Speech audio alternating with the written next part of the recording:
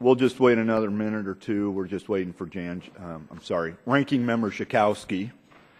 She'll be here any second. There we go. All right.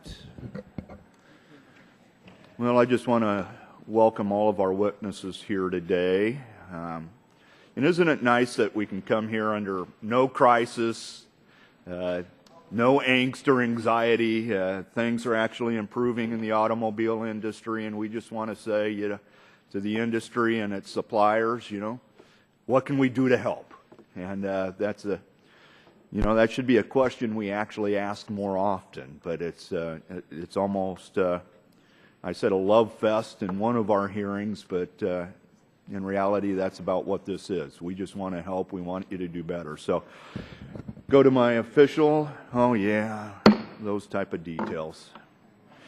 So good morning and welcome to our third installment of our subcommittee series of hearings entitled Our Nation of Builders. Today we're focusing on the U.S. automotive manufacturing sector, a sector that supports more manufacturing jobs than any other manufacturing industry, employing almost 8 million Americans across all 50 states, according to the Alliance of Automobile Manufacturers. Our subcommittee will be hearing from a distinguished panel of witnesses consisting of experts from several sectors within the automotive manufacturing industry. And it's my hope that our witnesses can shed some light on the criteria taken into consideration when making a determination on where to initiate manufacturing and where to expand manufacturing in the United States. I also hope to surface important details on the effect that expanding or initiating manufacturing can have on a community, whether it is through job creation, increased tax revenue, or charitable involvement. Auto manufacturers, suppliers, and dealers have certainly faced tough times in the last few years. Our Great Recession saw vehicle production fall from 10.7 million in 2007 to 5.7 million in 2009. However, since 2009, we've seen this figure rebound to 8.7 million vehicles produced and 100,000 jobs recouped or added. This is progress, but we have more to work to do to create jobs and grow our nation of builders. Attracting foreign investment to build manufacturing facilities in the U.S., lowering barriers to expansion, and incentivizing companies to increase domestic production capacity should be top priorities in Congress. By all accounts, increased domestic manufacturing is a net positive. When we increase manufacturing, we not only increase direct employment, but also take advantage of the auto industry's tremendous employment multiplier. 800,000 direct jobs represents a total economic effect of almost 8 million domestic jobs. We all know that more jobs means less unemployment, more tax revenues for cities and states, and a better quality of life for thousands of Americans. What increased domestic manufacturing also means is that the U.S. can expand its export base and shift from being a net importer to a net exporter. Policies aimed at promoting increased domestic manufacturing, a higher level of foreign direct investment, and increased exports are critical right now given the current negotiations on the Trans-Pacific Partnership and the potential for a U.S.-EU trade agreement. When discussing trade agreements, many automatically think about tariffs. However, there is much more to these pacts than tariffs on imports. This subcommittee has jurisdiction over and is very interested in non-tariff related barriers. To that end, we would be very interested to hear the opinions of our witnesses when it comes to the positive effects that pursuing a regulatory mutual recognition standard should have on the domestic automobile industry. I'm sure that as free trade talks continue, this will be an important issue for this subcommittee. With us today, we have 8 witnesses on 2 different panels. The first panel will consist of Joe Henricks, President of the Americas for the Ford Motor Company. I have a Ford. Little suck-up moment. Scott Dahl. So do I. So, there you go. Ranking, teamwork here. Scott Dahl, Regional President for Starters and Generators in North America for Robert Bosch. Thank you. Our second panel, James Wehrman, Senior Vice President of Honda North America Manufacturing. Chris Nielsen, President of Toyota Manufacturing in Texas. Scott Paradise with Magna International, where he is Vice President of Marketing and Business Development. Annette Parker, Executive Director of the Automotive Manufacturing Technical Education Collaborative. William A. Smith with American Axle and Manufacturing, where he serves as Executive Director of Government Affairs and Community Relations. And finally, Kathy Kinsey, Deputy Secretary with the Maryland Department of Environment and member of the Electric Vehicle Infrastructure Council. Hope that all fits on your business card. Again, I would like to thank our witnesses for appearing here at our subcommittee today. And I now recognize the ranking member, Dan Schakowsky, for her opening statement. Thank you, Mr. Chairman. I really welcome all of our witnesses and look very much forward to your testimony. This is the subcommittee's third hearing of the year and the third in our series of manufacturing, a critical sector of our economy that creates good jobs for American workers. Nearly 800,000 employees in the motor vehicle industry and parts manufacturing, and they support millions of additional jobs nationwide in other industries. And without a doubt, it's valuable to look at the factors that have contributed to the current strength of the industry and the potential for future growth. Clearly, we're doing something right, and you're doing something right.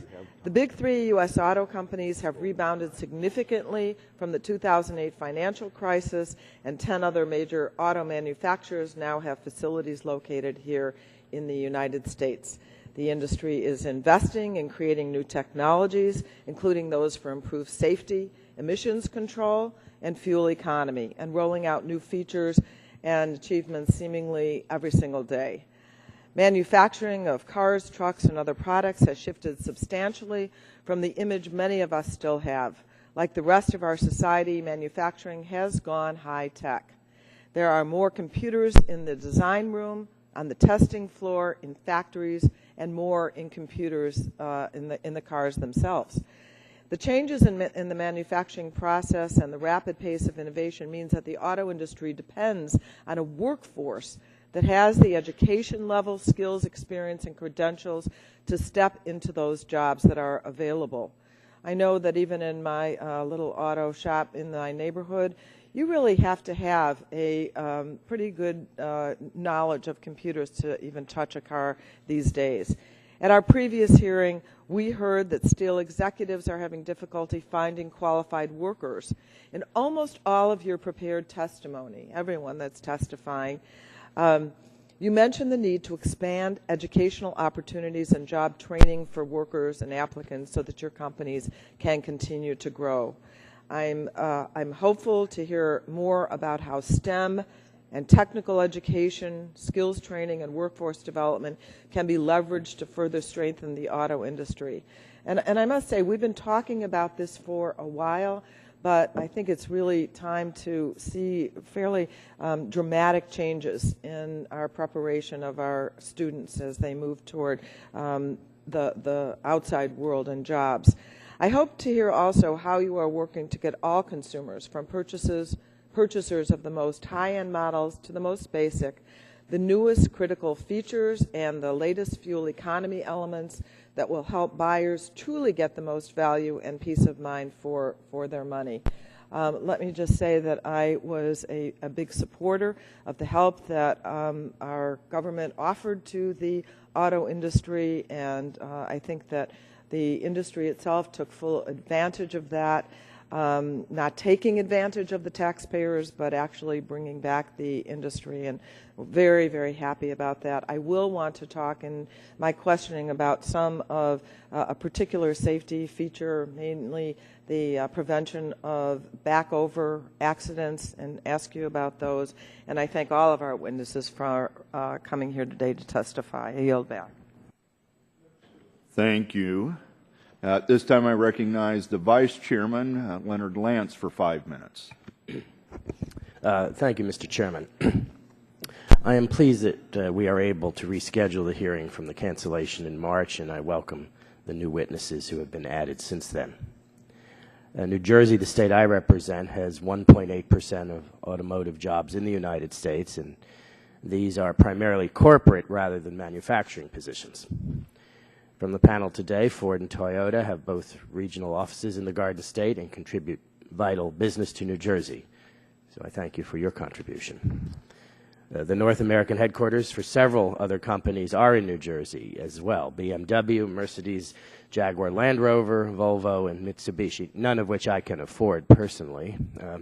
New Jersey accounts for approximately $22 billion in new car sales, and the Garden State has 123 supplier companies and nearly 3,000 dealerships. This yields a great deal of revenue at both the federal and state levels. New Jersey also has a vital role in the supply chain. Along the eastern seaboard, our ports are used primarily for incoming shipment of automobiles and parts. I'm encouraged that more foreign direct investment is coming to the United States and that our domestic automotive industry, including manufacturers and suppliers, is innovating and expanding. We have challenges regarding STEM-educated employees in the U.S. workforce, the ways our complicated tax code affect businesses, and the lack of certainty regarding governmental projects related to business.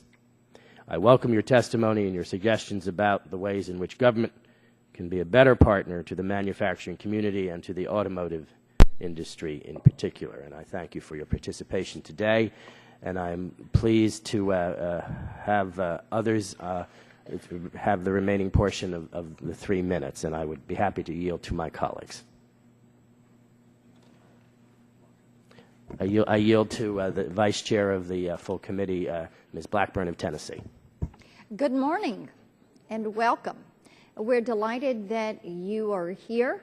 And on behalf of our constituents in Tennessee who are involved in the auto manufacturing industry with Toyota and Nissan and GM and Ford Motor Credit, which is located in my district, Bosch has a presence there.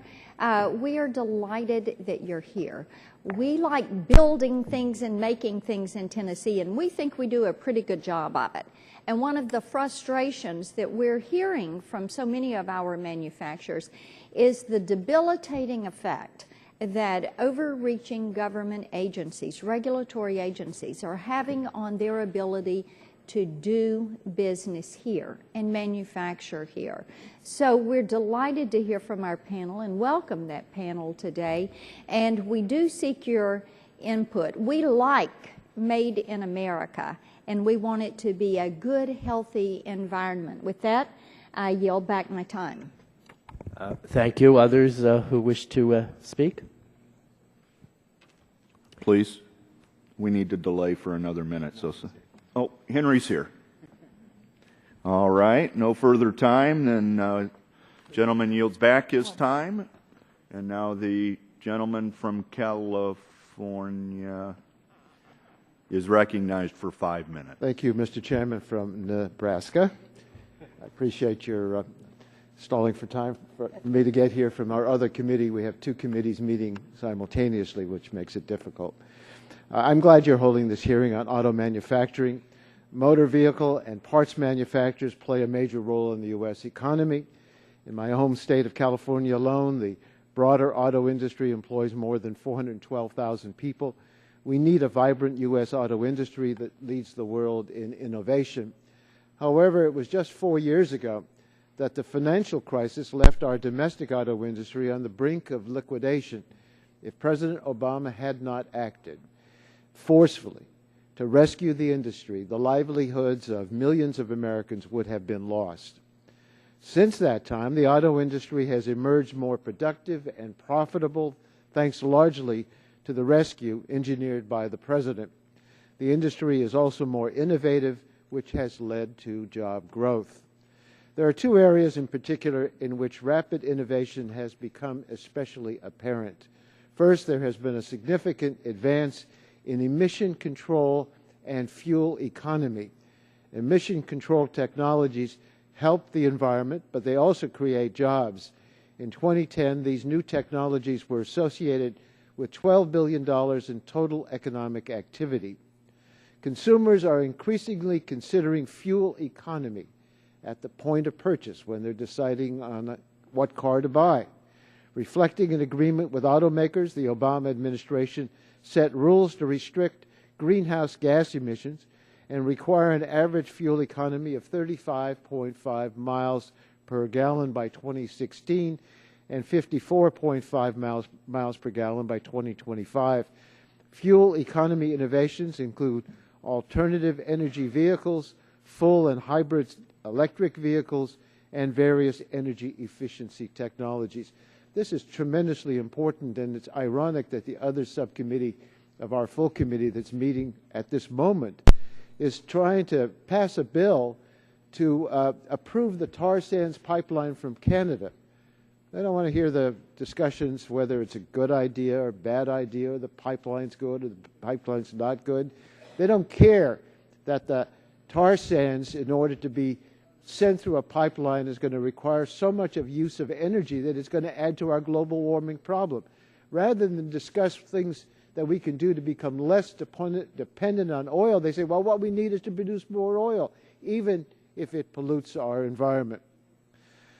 The second particular innovative area for autos is safety technology. It's been driven by consumer preferences for safer cars. Electronic stability control, airbags, seat belts, child restraints are now mandatory and have saved thousands of lives. Newer advances in safety technology include advances in collision avoidance, adaptive cruise control, and rear view cameras. Innovations like these make cars less polluting, less dangerous. They're good for the environment, they're good for public health, they're good for the safety of American families, but they're also good for motor vehicle and parts manufacturers. I understand that some of our witnesses today will advocate for regulatory harmonization, both with other countries and with states. As the United States continues to negotiate the Trans-Pacific Partnership and begins its work on the U.S.-EU agreement, we must ensure that the push for regulatory consistency does not create a race to the bottom. You can be consistent, but you can be consistent with the lowest protection. We don't want that. I have consistently believed in the principle that trade agreements negotiated by the U.S. should not compromise our environmental or safety standards here in this country or abroad. We should strengthen the competitiveness of our auto industry by raising our own standards, not by weakening those of others. In addition, we need to remain mindful that the progress we've made on cleaning up cars hasn't just happened. Time and again, the states have taken the first step and demanded cleaner cars. That certainly happened in California. Those state successes have then been expanded at the national level. We should be supporting innovative state efforts, not trying to undermine them. We have done well, and we must continue to do well to produce good cars, safe cars, less polluting cars. And I'm proud of the auto industry, and we ought to continue to do what we can to help them. Thank you. Yield back. Thank you, Mr. Ranking Member, Mr. Waxman. And at this time, we turn it over to our witnesses. And so, Mr. Henricks, you'll have 5 minutes, and being the experienced person you are, you know the lights in front of you. Green, yellow means start wrapping it up. Red means you can stop. So with that, Mr. Henricks, you are recognized for your 5 minutes. All right, good morning, and thank you, Chairman Terry, Ranking Member Schakowsky, and all committee members for providing us this opportunity. My name is Joe Henricks, and I am President of the Americas for the Ford Motor Company. Ford is a global automotive industry leader, but our success is especially tied to our competitiveness here in the United States, where we conduct the vast majority of our research and development, produce more than 2 million vehicles annually, and support manufacturing in 48 states through our supplier network. Now, I've been with Ford since December of 2000. Before that, I spent 10 years at General Motors and 2 years in private equity. I started at Ford as a plant manager, and I've worked in 7 different manufacturing plants in 5 different states in the United States throughout my career. More recently, I was president of Ford's Asia Pacific and Africa region based in Shanghai, China. Before that, I served as Group Vice President, Global Manufacturing and Labor Affairs, responsible for the operations of 105 assembly, stamping, and powertrain manufacturing plants. So manufacturing is and has been my world. Manufacturing matters. It remains the backbone of every successful economy in the world. As an example, one job at an auto plant supports 9 additional jobs. This year, Ford is creating more than 2,200 new salary positions right here in the U.S. This builds upon the 8,100 salaried and hourly jobs we created just last year. Ford demonstrated we can compete with automakers around the world. We are now lean, more efficient, and we are producing cars, utilities, and trucks with quality, fuel efficiency, safety, smart design, and great value. Government is also a key stakeholder in helping shape the competitive climate our industry depends on. I'd like to highlight 4 key areas that are critical to Ford. First, corporate tax reform. The U.S. has the highest corporate tax rate among developed countries. A lower rate frees up capital that can be reinvested in new products, technologies, and manufacturing innovation. We are encouraged that Congress and the President have both identified the need to drive down the corporate rate to ensure American companies remain competitive. Tax reform can further expand economic growth and jobs. Second, regulatory efficiency and certainty. We need a performance-based, data-driven approach to regulation, especially as we develop emerging technologies like vehicle-to-vehicle communications and driver assist features. We need efficiency in the regulatory process that provides certainty and avoids a patchwork of state regulations that can undermine efficiency, often with no societal or environmental benefit. When multiple regulators do exist, we need to work together to ensure that we ultimately develop standards that are achievable and consistent with one another so that compliance costs are minimized. New regulations also must be monitored to ensure that they are consistent with underlying assumptions, market conditions, and technological advancements. As an industry, we work together to shape one national program for fuel economy regulations, projecting standards over an unprecedented 10-year period. Our support for this effort was dependent upon a robust and equitable midterm review, which is absolutely critical. Data collection must begin today to support a final assessment in 2018. Third, trade. Ford has supported every free trade agreement approved by the United States, and Ford is the leading vehicle exporter in the United States. We need to continue to open new markets to American-made products and ensure that new trade agreements are not just to reinforce one-way trade. Trade issues are not just about tariffs. Trade flows can be significantly skewed by using non-tariff barriers, including currency manipulation, to protect home markets and subsidize exports. We firmly believe exchange rate values should be determined in the marketplace, not by governments. We encourage the U.S. to include strong and enforceable disciplines to prevent currency manipulation as the future of trade agreements. In addition, trade agreements can also help harmonize regulations across borders.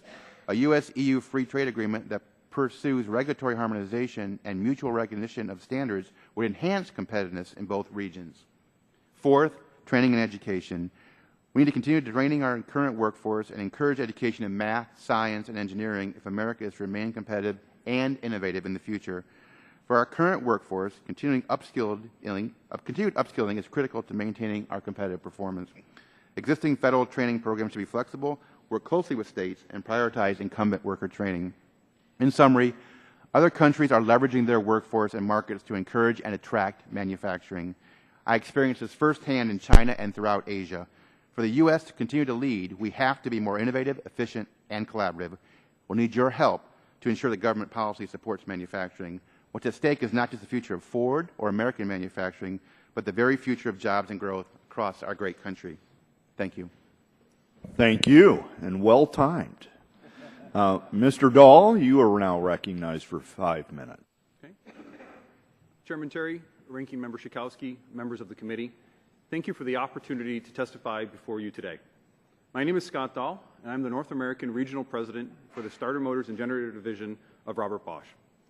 I'm particularly honored to be here today because North American manufacturing, U.S. manufacturing, has supported me. It put me through college, and it made me the person I am today. My father became a journeyman tool and die maker back in 1966 and worked there in GM and Chrysler until the late 1980s when he transitioned to a die engineer without a 4-year degree. Robert Bosch founded our company in 1886 when he opened the workshop for precision Mechanics and Electrical Engineering in Stuttgart, Germany.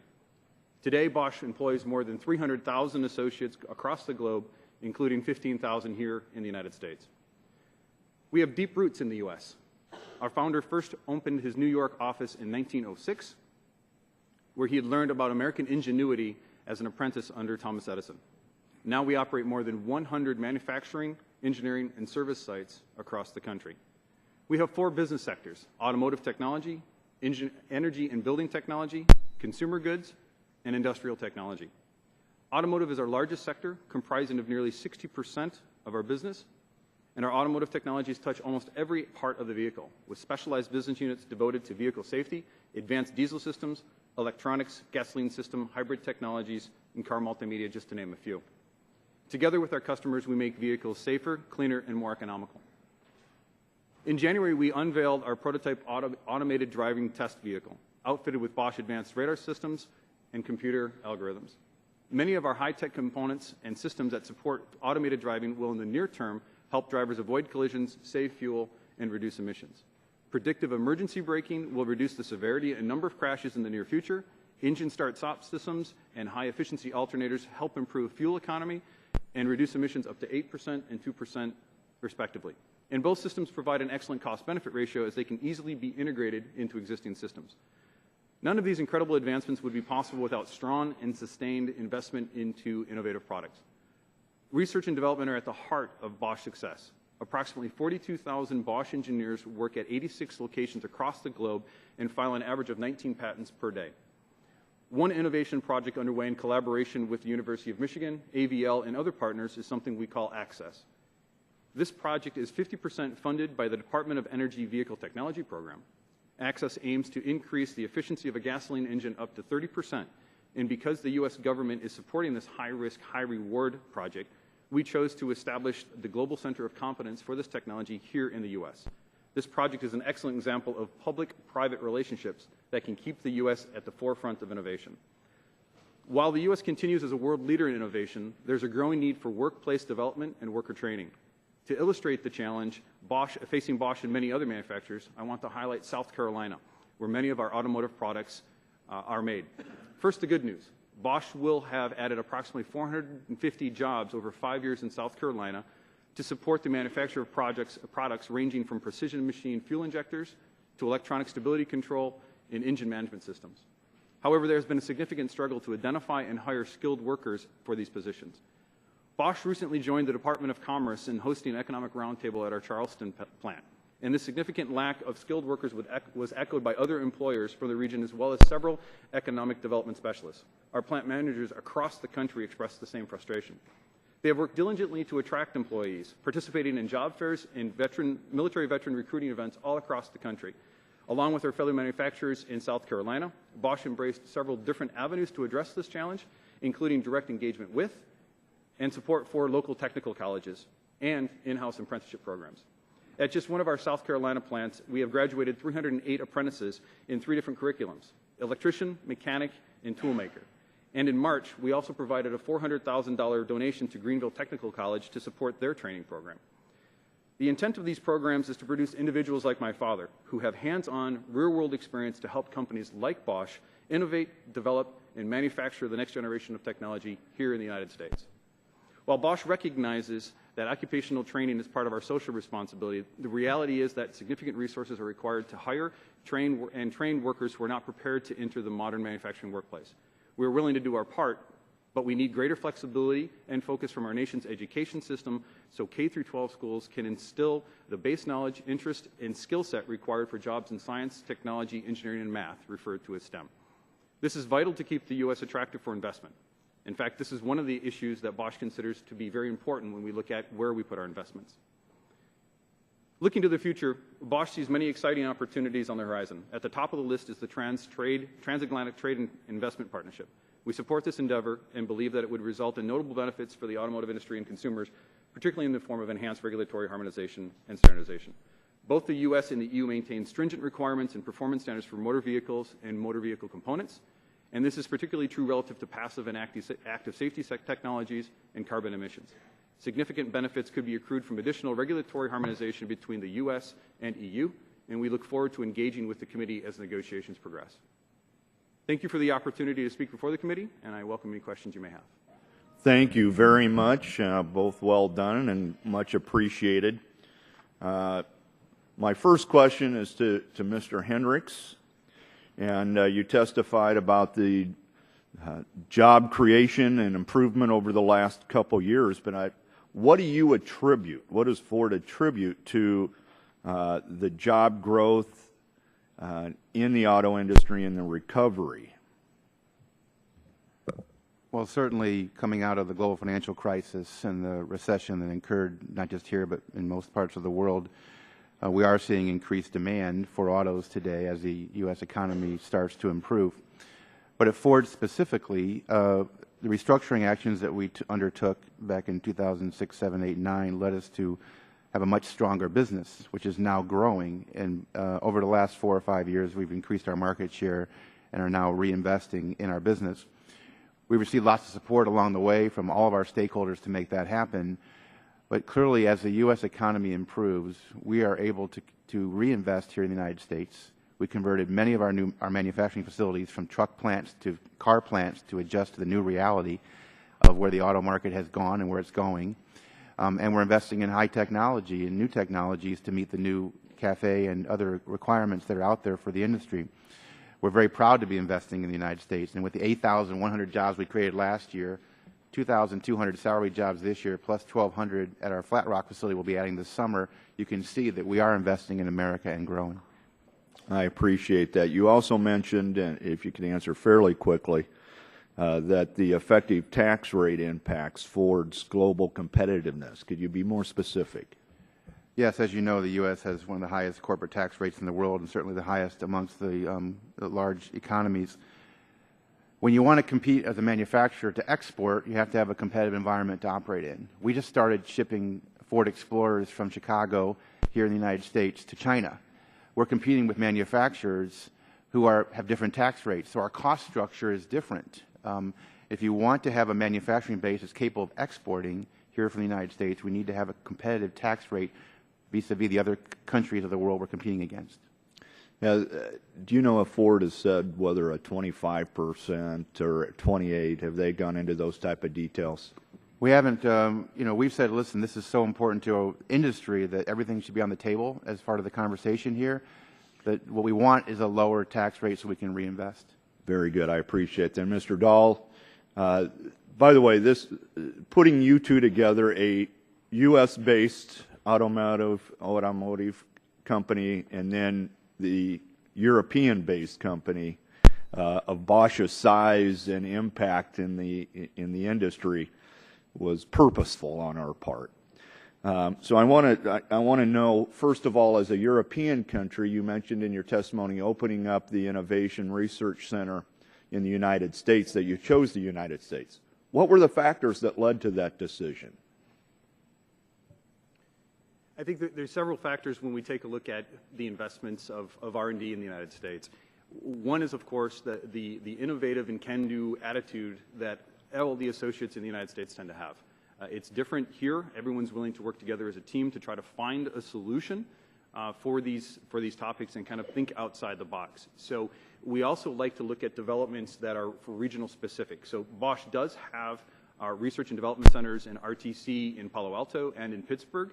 So we support full R&D, corporate R&D here, but then also our divisions have regional development activities in the United States as well, which also support the global R&D. So really the attitude of the people, the education, the innovative spirit, these are really the focus points for us having it here, along, of course, with our customer base, which is also very interested in our activities. Several of our universities are engaging in research and development of advanced manufacturing technologies. Does that factor into the decision for Bosch? Absolutely, absolutely. We partner with several universities ourselves in Michigan and other areas to have these advanced technologies and utilize those resources in our activities. Mr. Henrich, same question.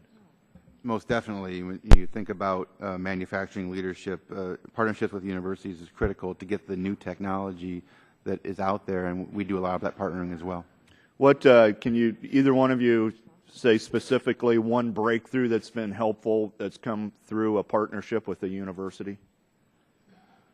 And you can quit saying University of Michigan. I mean, I was going to bring the example of the access issue where we are achieving this 30% through a various array of technologies, working with University of Michigan. We just wish Fred was here to hear all of this, but he's upstairs. All right, I appreciate that. And now the ranking member, Ms. Schakowsky, you're recognized. Thank you, Mr. Hendricks. As promised, I wanted to ask you about the issue of rear view visibility.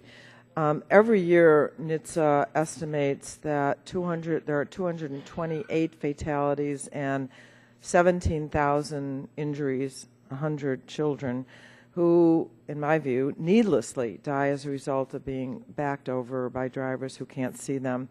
I was the lead sponsor, along with my Republican colleague Peter King, of the Cameron Gulbranson Kids Transportation Safety Act of 2007, which required a rulemaking to improve visibility and prevent those tragic backovers. I mean, we would have press conferences every 6 months or so, and parents and grandparents would come holding pictures of their children that they had literally killed. So in the proposed rule, NHTSA estimated that rear view video systems would reduce fatal backovers by 95%. So we're awaiting finalization of the rule, and NHTSA concluded that the cost to include rear view cameras in cars that already have some sort of in-vehicle display is less than $90 per vehicle. So my question for you, and I will want to get an answer also from Mr. Wehrman and Honda and Mr. Nielsen of Toyota. So each year more and more vehicles are sold with these in-car displays. What percentage of cars sold by your company currently come with those display screens, and what are your projections for the next year, and when will you reach 100%? Thank you. I don't have with me the specific percentages of vehicles that have displays in them, but we can certainly follow up on that. I can tell you that at Ford, all of our light-duty cars and trucks sold here in the United States have the option of having a rear-view camera. And we've been moving forward with a lot of new technology with the displays. As a matter of fact, the take rate on My Ford Touch, which includes a display, has been growing every year, and it's substantially up this year. I will have to follow up with you on the numbers regarding the displays. Let me just ask you this, because obviously it's my view that everyone should have access to rear visibility and other safety features. I mean, there are so many ways in which our children, we can't protect them from the world, but this is one where we know this will prevent these kinds of horrific fatalities. And so recognizing this potential, does Ford support the finalization of the rear visibility rule? Well, we at Ford want to continue to work with the government to find the right solution that makes sense for customers and for safety. We've always been advocates for safety. There are many technologies that help with identifying any obstacle or person in the rear of the vehicle, for example, sensors as well as rear view cameras. And so we're open to certainly continuing to work together to find the right solution that works for customers and clearly keeps everyone safe. Right. Except that the kind of research that we've done is that even the sensors, and regardless of how you place the mirrors, that we still have these blind spots, and that the most surefire way is to have these rear view cameras. Now, the auto industry did support originally the legislation, not the particular technology. But now we're down to the question of whether or not we're going to have this particular technology. I mean, that is the issue. And, you know, I certainly would love to have the support of the industry and hope that we can work together on that particular technology. Thank you. I'm sure we can work together because clearly we all have the same interest in mind. Thank you. I yield. No, I don't yield back.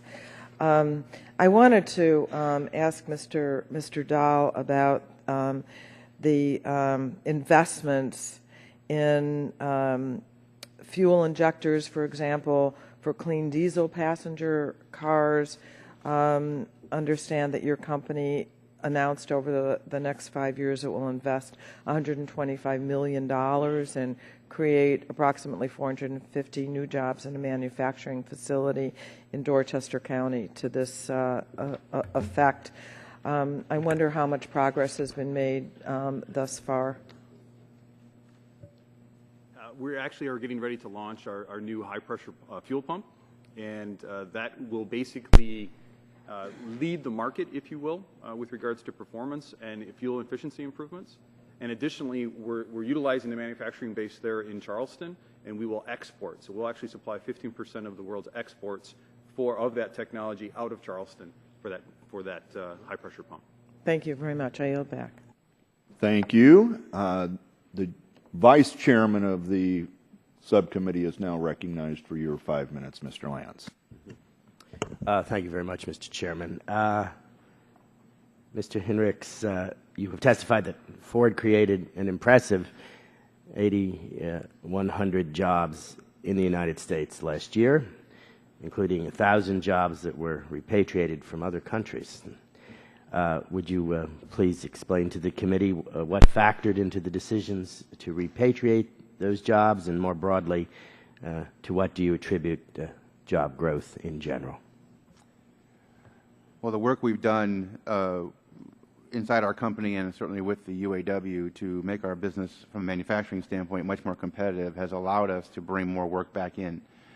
So some work that was done overseas, transmission work in Japan or some supplier work in Mexico, has been returned to work here because we have a much more competitive manufacturing environment today. We're also seeing strong growth in the industry here with Ford, and our volumes are growing, which is also helping with that.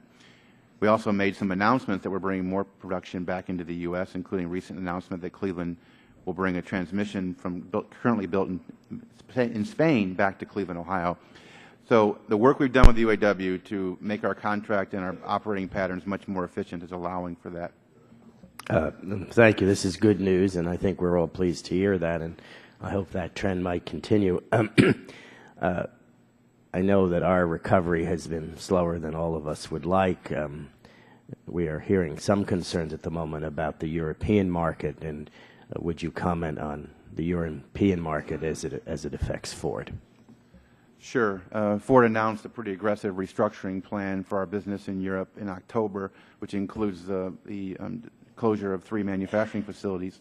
Europe, as an industry, is going through some of the similar situations that we went through here in North America several years ago, which means overcapacity and the need to rationalize that capacity.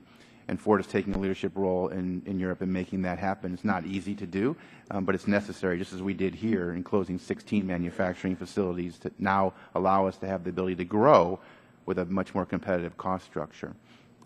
Thank you.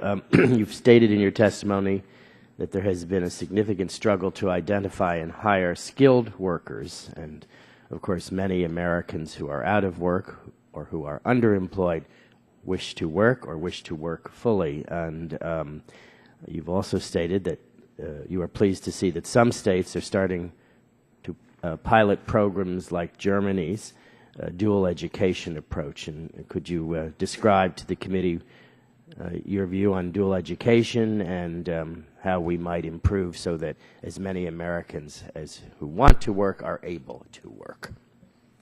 Well, yes, we've been very fortunate in the growth we're seeing in our employment has attracted a lot of interest. And in fact, at Ford, probably because of our history and the strength of our brand, we've been able to attract a lot of good talent and are getting the talent we need.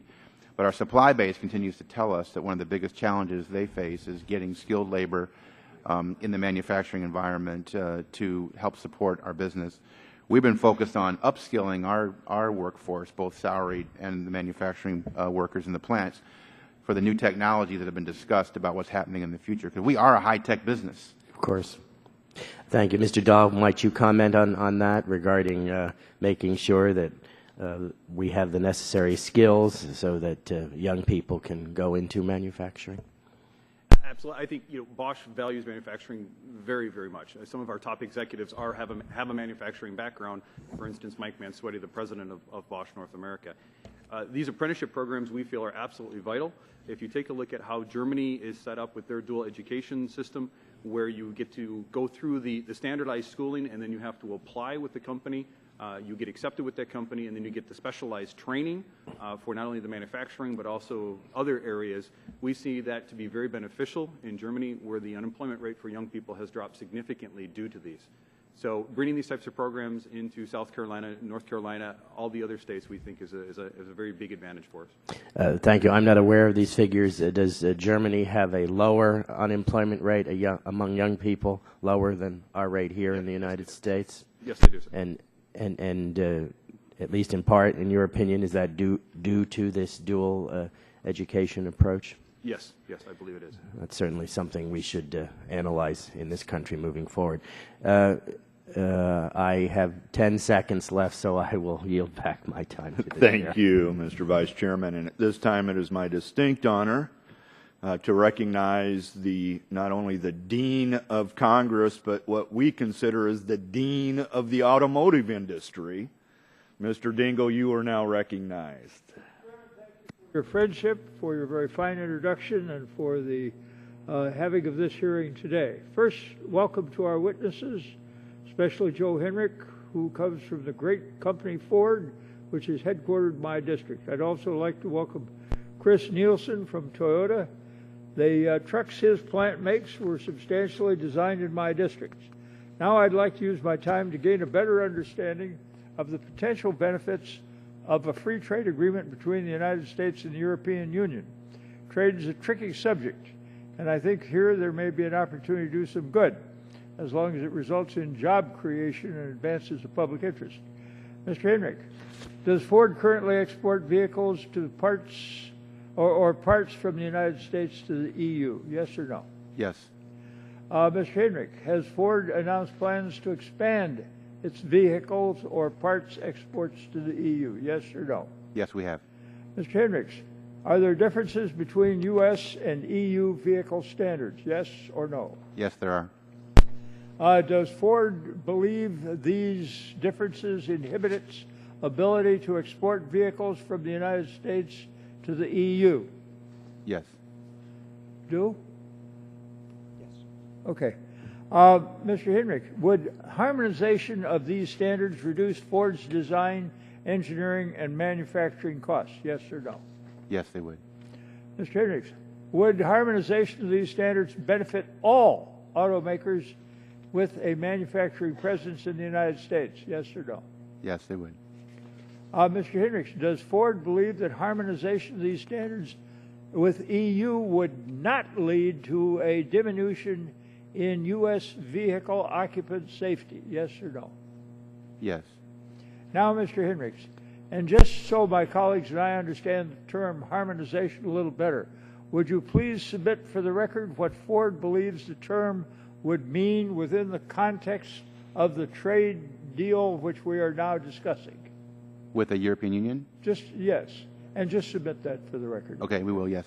Now, Mr. Henrich, does Ford believe harmonization of standards would aid in the development of common global vehicle platforms? Yes or no? Yes. Now, Mr. Henrich, would the development of such platforms enhance Ford's ability to export from the United States? Definitely yes. And that would generally benefit American manufacturers too, would it not? Yes. Now, Mr. Henrich, does Ford believe U.S. automakers can be competitive in price and quality by exporting from the United States? Yes or no? Yes. Now, I'd like to ask a question or two about how a potential U.S.-EU free trade agreement might influence trade relations with Asian countries. Mr. Henrich, again, are standards in Asian countries where vehicles are produced different than the U.S. and EU standards? Yes or no? Yes, they are. Now, Mr. Henrich, am I correct that China alone is expected to expand its production to well over 20 million vehicles in the near future? Yes or no? Yes. Now, Mr. Henrich, does China although China does not export many automobiles today, do you expect China to eventually become a major auto exporter? Yes, Yes. or no? Yes. And the U.S. and EU, respectively, have 15 million vehicle markets. Is that correct? Generally, yes. Now, Mr. Hinrichs, with this in mind, would common standards help U.S. and EU vehicle manufacturers to compete better with their Asian counterparts? Yes or no? Yes. And also specifically with regard to the Chinese. All the Asian manufacturers. Now, in conclusion, does Ford believe a U.S.-EU free trade agreement would create opportunities to enhance U.S. global competitiveness? Yes or no? Yes. Now, Mr. Hinrichs, I'd like to contrast the potential benefits of a U.S.-EU free trade agreement with what would happen if Japan is allowed to join the Trans-Pacific Partnership, TPP. Is it true that foreign automakers have only approximately a 5% market share in Japan? Yes. I would note that I have been complaining about this having existed because of the way the Japanese behave with regard to closing down on imports. Now, Mr. Hinrichs, based on Ford's experience, is it reasonable to assume that permitting Japan to become a party to TPP would result in Japan's making meaningful policy changes? Yes or no? No, it wouldn't. So if we're going to let them in, we ought to see to it that they first agree that they're going to open their markets. Am I correct? Yes. Now, Mr. Hinrichs, in other words, the potential benefits to U.S. automakers would be greater in a U.S.-EU free trade agreement than in a TPP with Japan as a member. Yes or no? Yes. So thank you, Mr. Hinrichs. It seems that there are significant opportunities for U.S. automakers in a free trade agreement with the EU, but questionable benefits if the Japanese get into a TPP without opening their markets, which have been closed tighter than a drum since World War II. Is that right? Yes. Thank you for your courtesy, Mr. Chairman, and I am delighted to see that the committee is going into these matters, and since the committee has jurisdiction over these things, I would expect that we will actively and very interestedly see to it that the TPP is in the benefit of the United States, our workers, and our industry, and not in the benefit of a market-closing country like Japan. Thank you. So noted and brilliantly done as usual. At this point, we recognize Vice Chairman of the full committee, Ms. Blackburn, for 5 minutes. Thank you, Mr. Chairman, and I appreciate that y'all would both be here. Mr. Hinrichs, let's talk about that Ford Motor Credit unit there in Tennessee. 800 employees. I've had the opportunity to be there a couple of times, as I had said, and I'm just curious how these credit units are going to fit into your plans for the future and what we can do within the financial system to make those captive finance arms continue to work on behalf of the commercial end user parents. If you could talk about that. Yes, thanks. Ford Credit is an incredible part of our company and our success over the last several years, and we're so glad that we could keep Ford Credit as a captive part of our business. I'm actually on the board of Ford Credit, so I get a close look at the business, and we're very proud to be in the Nashville area and a part of Tennessee. It's critical that all the regulation that's going into place, which has good intentions, does not allow for unintended consequences of the inability for captive finance companies to compete when it comes to serving dealers for wholesale and retail and serving customers for retail financing. And I think that's one thing we should keep in mind to make sure that as we move forward with the regulatory environment here in the United States, that we can allow for consumers to get access to credit and for dealers to have access to credit for their wholesale financing. Well, thank you for that. And, I think it's so important just to remind each of us that you can manufacture all the things that there could possibly be or anyone could possibly want. If they cannot get credit and cannot afford it, you're not going to have the end user out there that is going to be able to benefit from those items. And indeed, trade is an important component but that domestic marketplace is also very important also. And I would appreciate, as you see things that are a hindrance to this, that you would bring those forward and be open in articulating those to us. Mr. Dahl, let me ask you, you talked about Bosch's patents that you hold, and just very quickly, piracy and illicit products in the marketplace. How is that affecting you all? What kind of impact are you seeing there? A lot of the piracy, obviously, coming out of the Asian Pacific area hasn't affected our automotive industry in a large fashion. Okay. In some of the aftermarket areas, perhaps, but nothing from an OE perspective. Okay. If you have further information on that, I would appreciate knowing that, and I would think you all could probably give us some stats on that. We continue to fight the impact of piracy on U.S. products, whether it's entertainment or manufactured products. Let me ask, you talked about your dad. I liked hearing you talk about your dad and his engineering abilities.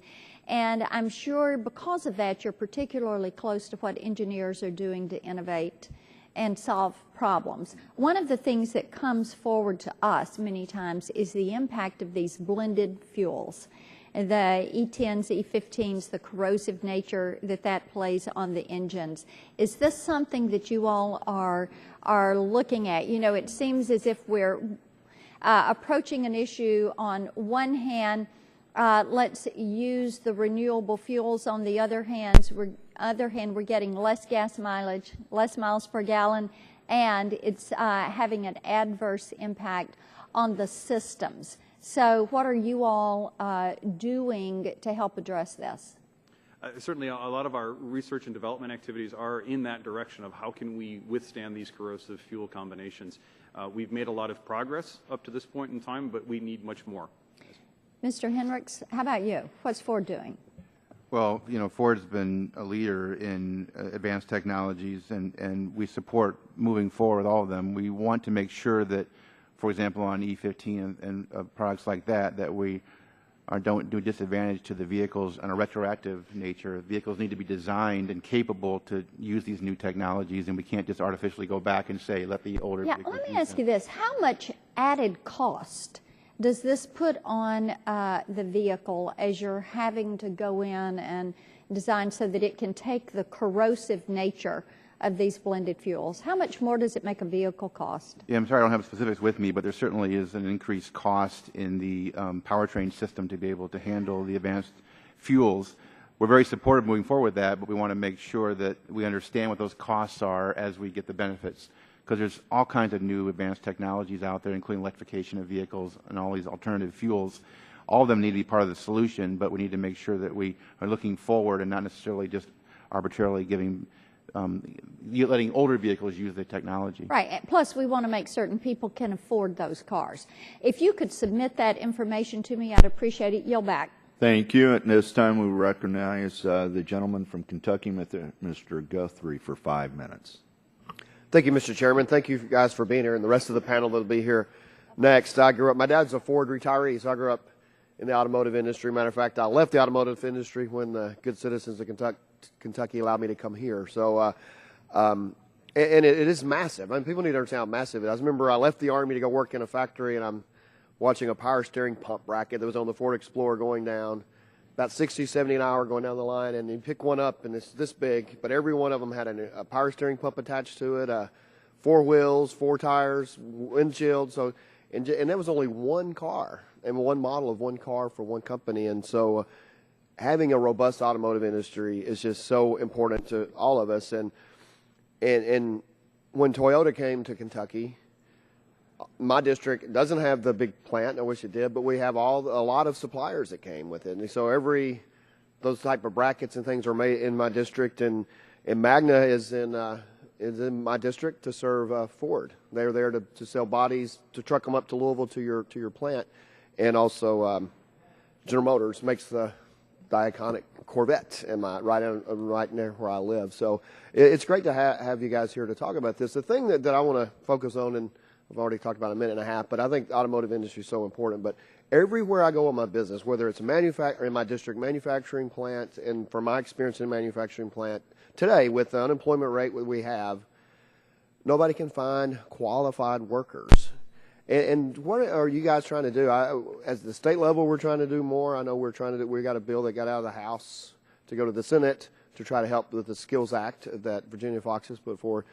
But it just seems like we have this disconnect of, people just dropping out of looking for work right now. And everybody's looking for workers if they can get to work with the right skills. And something they can't get just hourly work. Just people come in to do basic skill work as well. And what are you guys trying to do? Just address it. And I know, like the next panel, we'll talk about it a little more, I guess.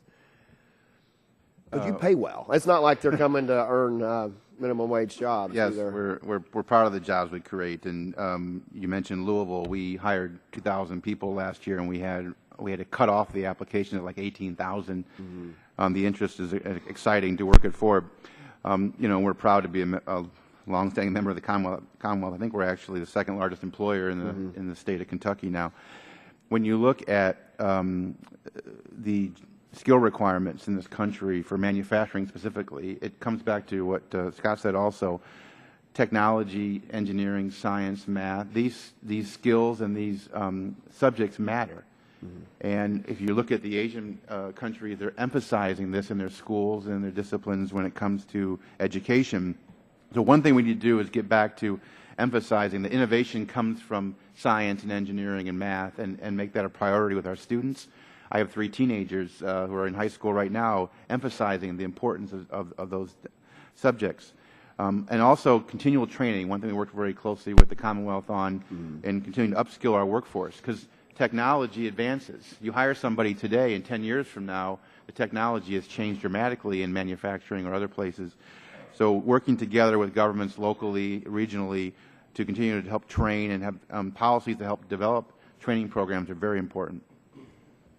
Mr. Dahl, what are you guys focusing on in trying to bring the skill levels or finding people that are employable? I think the issue is on both the skilled labor and on the engineering side too. Mm-hmm. So the skilled labor, of course, we are implementing our own apprenticeship programs. We're working with the technical colleges. We're supporting these colleges with training material, textbooks, grants even to bring the students in. And on more of the engineering side, we're supporting the Society of Automotive Engineering A World in Motion programs, the FIRST Robotics programs, where we're actually working with these people. In fact, this Saturday we're hosting a VIP reception for that FIRST Robotics in Michigan. It's so critical for us to actually have our engineers go work with the young students and get them excited about this technology so that they can move forward in their own, shall we say, education path. Yeah, well, we did it. We started a factory. My father left Ford and started a factory in the 1980s, and we found we couldn't find tool and die makers, industrial, the guys you're probably looking for, and we had to really create them. That's what actually got me involved in politics, started working with a tech school. And we found there was a whole floor full of smart people, very smart people. They didn't figure out they were smart in high school, or they didn't figure, or somebody didn't tell them they were smart in the aptitudes that they had. And we had one guy that was essentially a high school dropout almost. Well, just barely got out. That's now got his engineering degree because he flourished. And so that's my passion. I'm out of time, and we'll hit that on the next panel, I'm sure. Well, thank you for your coming here today. The gentleman yields back. At this time, I recognize Mr. McKinley for 5 minutes. Thank you, Ms. Chairman. I'd like to hear Ford's perspective on this issue. We have the condition of our roads and bridges. I'm a fellow of the ASCE, and we know that bridges are rated at a C, and our roads are rated at a D in their condition.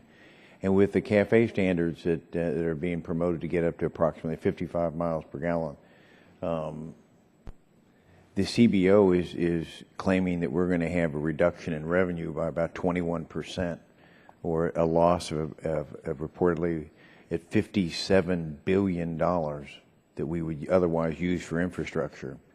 What would you suggest that we should be doing to replace that revenue so that we can maintain our bridges and roads if we're going to maintain 55 miles per gallon? Well, I think infrastructure in the United States is a very critical discussion item for manufacturing even, because getting parts moved around, having solid and predictable routes for transportation is critical to a manufacturing base. So it's a very applicable topic for us today. At Ford, we believe that it's Congress' responsibility to work through the funding mechanisms, but clearly when you look at the countries, the advanced economies that are out there driving manufacturing today, the road systems, the rail systems, bridges, et cetera, are part of the infrastructure investment priorities that go on in government. China is a great example. I just lived there the last 3 years.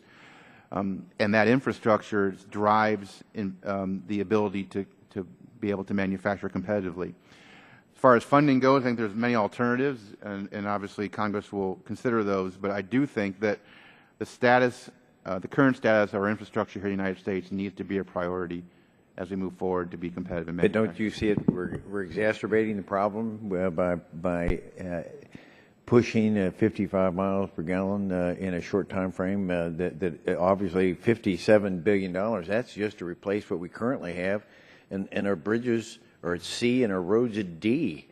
We've needed more money, not less money, for our infrastructure. Let me, in the time remaining, if I could continue to hear what Ford's perspective is.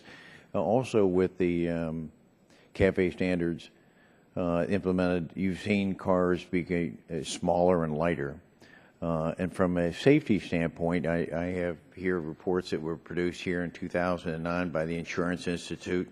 Also, USA Today has put out articles about this that suggested that there have been a 23% increase in deaths per cars as a result of the reduction in weight and size, and there were 1,300, and that equates to 1,300 to 2,600 additional crash deaths occurred in 1993 because of the vehicular weight reduction. We're just talking about deaths, let alone how many people were injured in the hospital and healthcare costs as a result of this. So you can see my conflict here, trying to achieve energy efficiency, but at what risk? If we are taking money away from our infrastructure and we're putting our families, our children, and our spouses at risk in driving smaller, lighter cars when they could be injured, what should we be doing about that if we want to achieve 55? Well, I think all of us in the Are the reports correct, or do you deny that or would you say these reports aren't accurate? Well, I don't have the reports in front of me, so I can't speak to them specifically, but I'll be happy to follow up on that. In regards to the safety of all vehicles, I think all manufacturers continue to improve the safety of our smaller vehicles.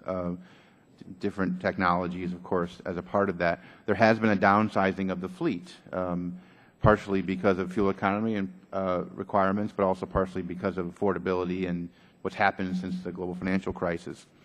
Our focus is on making every vehicle that we sell as safe as possible and giving those options for safety features to our customers. I'll follow up with you on the data that you recognize with our team so we can follow up on that. Thank you very much. I yield back the balance of my time.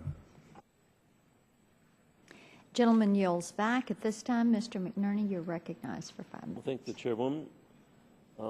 Thank you, the panelists. Thanks for panelists.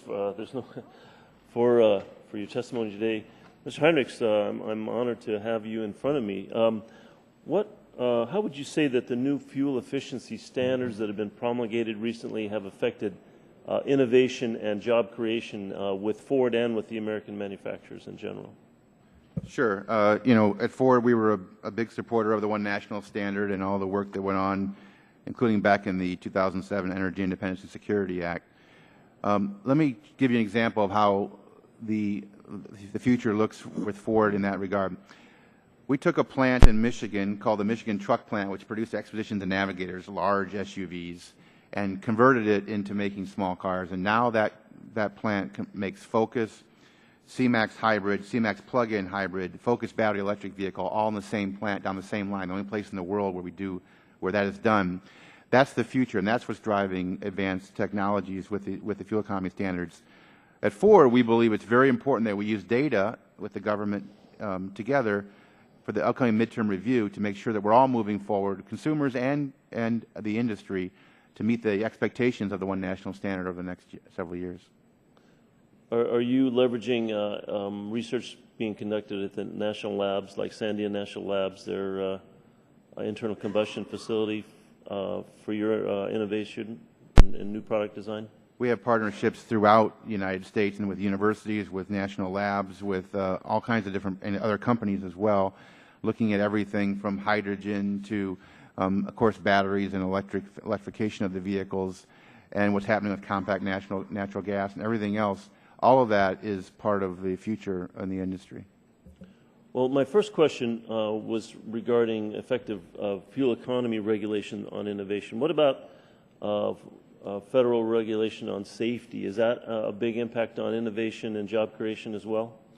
Both advanced technology for fuel economy and also for safety is affecting the industry. It's one of the reasons why we brought in our remarks the need for homologation around regulation around the world, because we're a global auto industry now. We use global platforms. We compete globally. In regards to safety specifically, the most important thing is that we work together to make sure that we are having the intended results, obviously for the customer and the other individuals, pedestrians around the area. We want to stay focused on the delivery of those safety features to have the best benefit. Thank you. How are foreign nations leveraging their workforce impacting your ability to manufacture in the United States, on a competitive basis? Well, auto manufacturing takes place in many countries around the world. I think when you look at it, what we have asked for is that any, and we've supported all the U.S. Free trade agreements, that any free trade agreement going forward takes into account all aspects of what can happen, both tariff and non-tariff barriers, and also to make sure that there's a discussion around what mechanisms could be in place around currency manipulation. We feel that's another issue that needs to be addressed in free trade. The American economy is the largest economy in the world, and the American auto industry is the second largest in the world, and it's one of the most attractive for people to compete in. We want to make sure that if we're going to have free trade and fair trade in the United States, that other countries play along the same way. We're old-fashioned that way. Well, thank you. I like your answers because they're kind of to the point and brief, and they don't wander around for 5 minutes. Mr. Dahl, I want to ask you a little bit about the impact of American education on our ability to be productive and competitive with overseas companies. Again, we believe that education of the STEM areas is absolutely vital to our future success. We've seen, as we've stated earlier, a challenge in getting applicants for not only the manufacturing jobs, but also from an engineering perspective. So we feel it's absolutely vital as part of our future here in North America from a manufacturing and a R&D center. Are we, in your opinion, competitive on the educational aspect in order to keep competitive on the production and economic sectors? I don't want to comment on the competitiveness of North American educational system. I can just only state that, again, we are still having some challenges here. We have challenges in other areas as well, but our focus here is North America, United States, and trying to get those education levels to be satisfactory for our employment. Thank you. I yield back. Gentleman yields back. At this time, Mr. Johnson, you're recognized for 5 minutes. Thank you, Madam Chairman. I came to Congress in 2010 after the 2010 election from the auto industry. I worked for a company that manufactured electronic components, highly engineered electronic components for all of the automotive and many of the recreational vehicle and 18-wheel tractors and those sorts of things. So I've watched with interest the progress that you folks have made in job creation in spite of the challenges that you've had. Let me just, I want to take a little bit of a broader scope in my questions. How does U.S. energy policy affect your manufacturing process? And with all the progress that you've made, do you see progress in this area maybe stalling or even reversed by tighter environmental controls any concerns? Well, one of the most exciting things happening in the United States actually is the whole natural gas and what's happening in that side of the business that could possibly lead to lower energy costs for manufacturing in the U.S. In regards to, in general, regulatory environment, as we've discussed, one of the big areas of opportunity we believe exists here in the U.S. To work collectively with the U.S. and other governments to homologate regulations around the world when it comes to fuel economy, safety, other things, without sacrificing the intended outcomes of both those areas. But we think actually manufacturing can become more competitive in the U.S. with a lower energy cost base, which is certainly encouraging right now. So it would stand to reason then, with increased pressure from Washington to regulate hydraulic fracturing and kind of stymie the development of oil and gas development, domestic energy development in the shale plays across the country, that would have a negative impact potentially on your industries.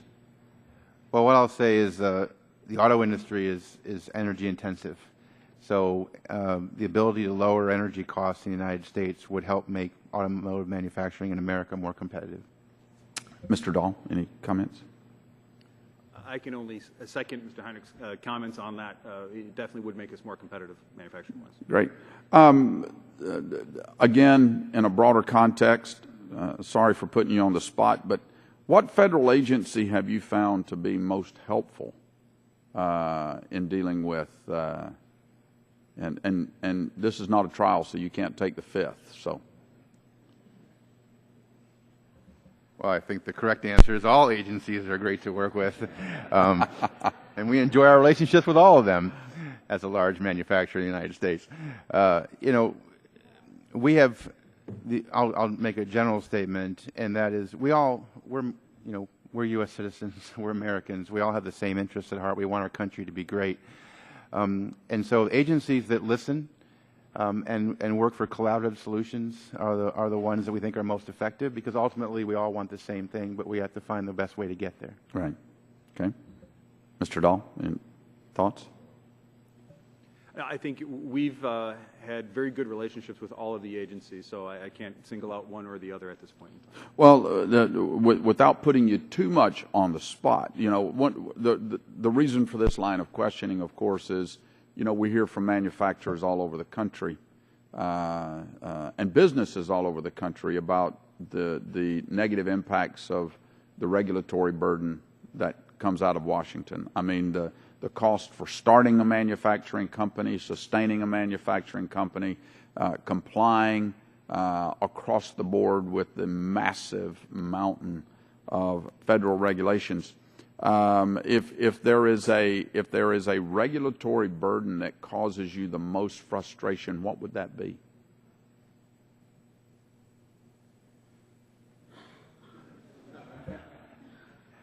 I wouldn't call it frustration, but clearly in the auto industry, one of the most important opportunities we have working with the government has been around fuel economy and emissions, and it's a very important topic for all of us.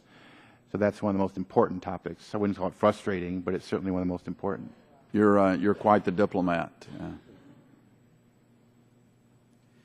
Actually, I wouldn't look at regulation. I would look at the current economic uncertainty, which is really the major factor that's affecting our investments in manufacturing right now. Okay. Well, thank you. Madam Chairman, I yield back. Thank you, gentlemen. I thank the gentleman for his time. Mr. Kinzinger, you're recognized for 5 minutes. Well, thank you, Madam Chair. And I want to thank this committee for holding this hearing. This is kind of a step in a longer process we've had in talking about manufacturing in this company, and I think it's very important. You know, in the last two, and I thank you all for coming in too, by the way. In the last 2 decades, we've seen a steady decline in America's share of global manufacturing activity. This is due in part to increased competitiveness from emerging economies, but also due, I think, to outdated economic policies.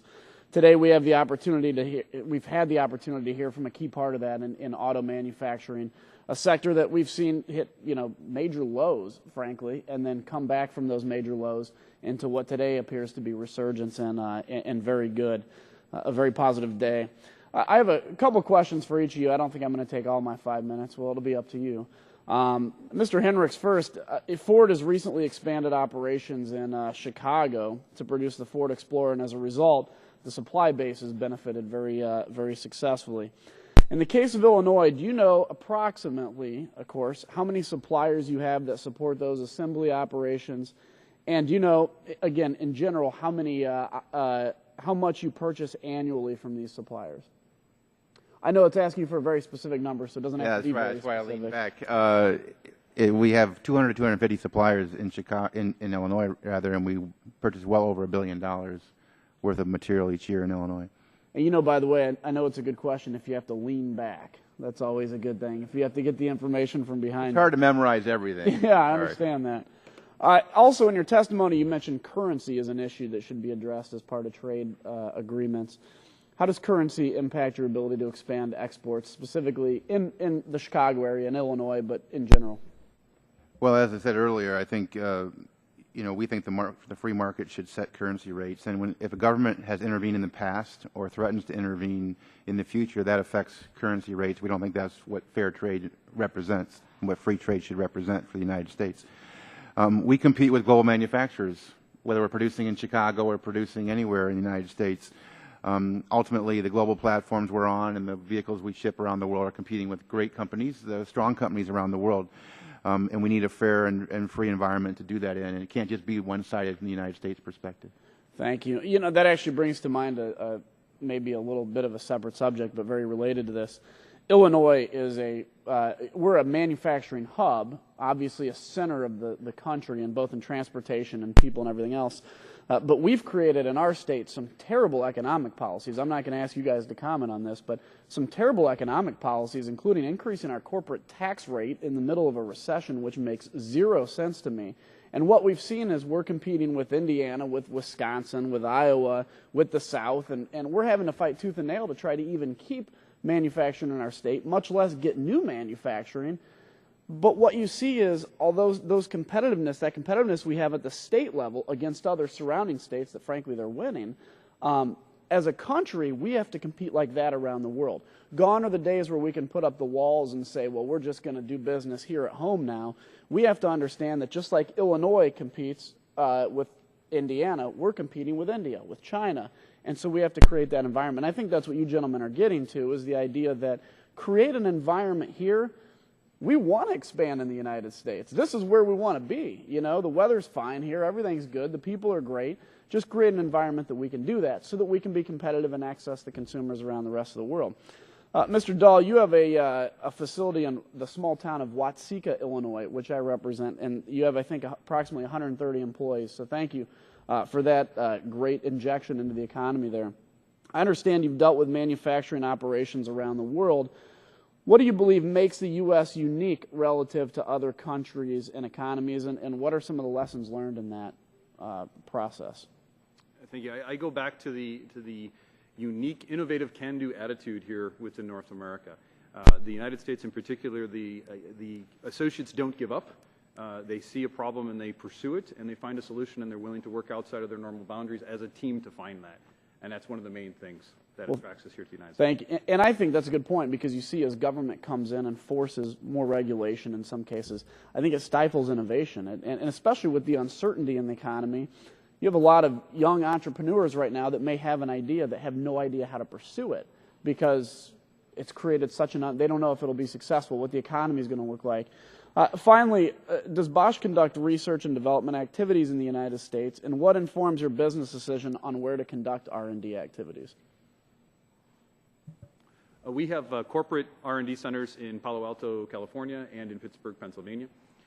We have R&D centers in our various divisions that do regional-specific R&D for particular products, and then also support the global development R&D for the rest of the divisions. Okay, thank you. Gentlemen, thank you, and Madam Chair, yield back. Gentleman yields back. Mr. Harper for 5 minutes. Thank you, Madam Chair, and welcome, and appreciate each of you taking time from very busy schedules to join us and give us a little insight into what's going on. And a question for each of you, and I'll start with you, Mr. Hendricks, would be talking about intellectual property protection for the industry. How important is that to you? What are we not doing properly, and what can we do better? Well, where it manifests itself from an OEM perspective in the auto industry is typically in aftermarket parts. And, you know, one of the things that, of course, we do is we stamp the Ford Blue Oval where we can on our own aftermarket parts that are obviously designed and up to our standards. But counterfeit components that go into the aftermarket business is where the auto industry is most interested in the intellectual property protection. And I think we just need to continue to be diligent in enforcement, both of our expectations of what comes into these borders, but also with other governments to ensure that that's a priority, that recognition of intellectual property rights is something that's fundamental to global business competitiveness. Mr. Dahl? I absolutely concur. I think our biggest challenge is in the aftermarket area. We do have issues there. We have departments actually 100% dedicated to finding these counterfeit parts and to eliminating them. So any support we can get to basically at the borders to ensure that they're not coming in is key. Okay, thank you. Mr. Hendricks, you've managed facilities in a number of different states, and I'm sure they're varied in what is there. If you were looking at helping any place in the country, here's how you put your best foot forward. These are the things that we found are most effective to help on competitiveness. What advice would you give to a local area? If you're talking about a new product line, you're going to be looking at your existing facilities and comparing them. What is it that stands out that you would say was good advice? Yes. Well, we actually work with the state agencies to attract and hire personnel. So the first thing would be good cooperation and good screening processes for uncovering the talent that wants to come to work. It's not just about someone's willing to work, but can they work in a team environment? Are they willing to upskill their technical capabilities, et cetera?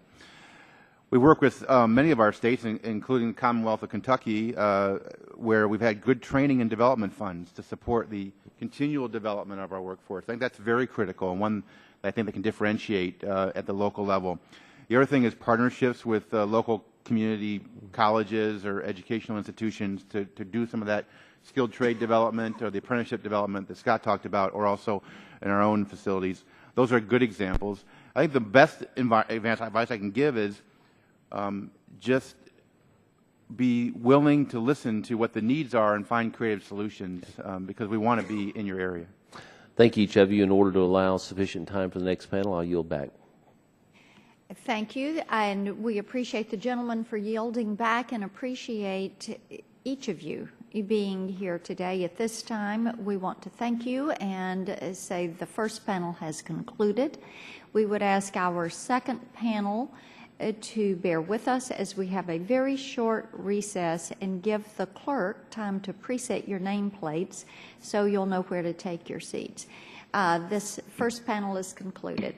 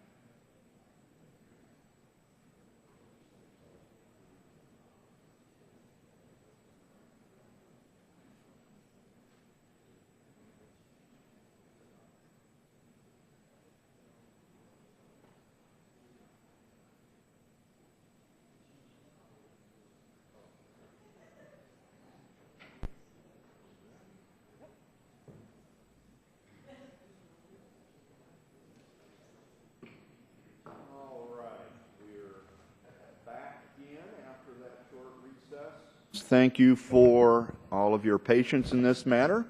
Since all have been previously introduced by our original opening statements, Mr. Wehrman, you can begin. You have 5 minutes.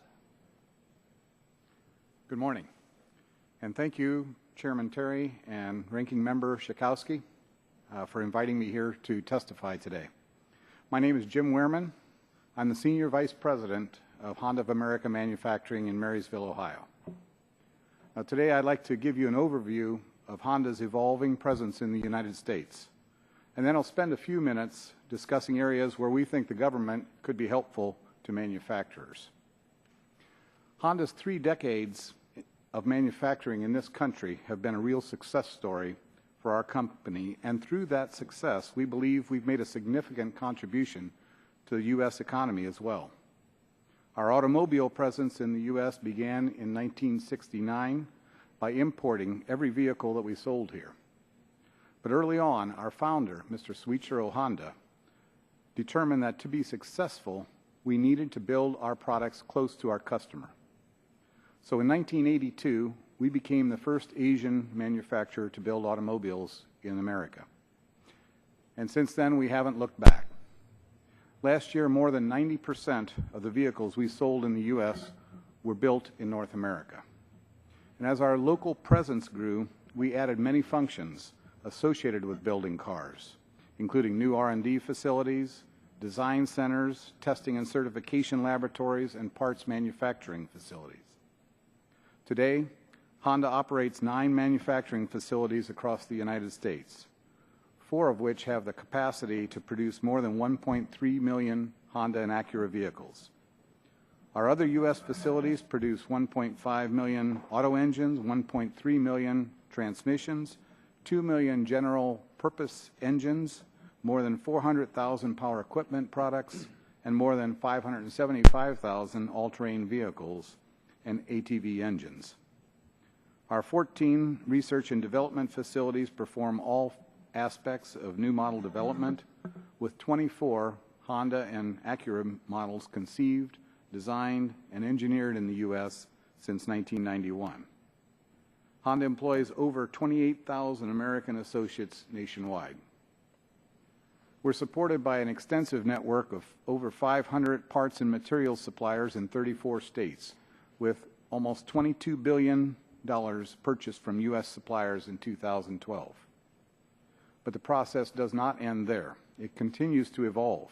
And in the last 2 years alone, Honda has invested $1.3 billion to expand our U.S.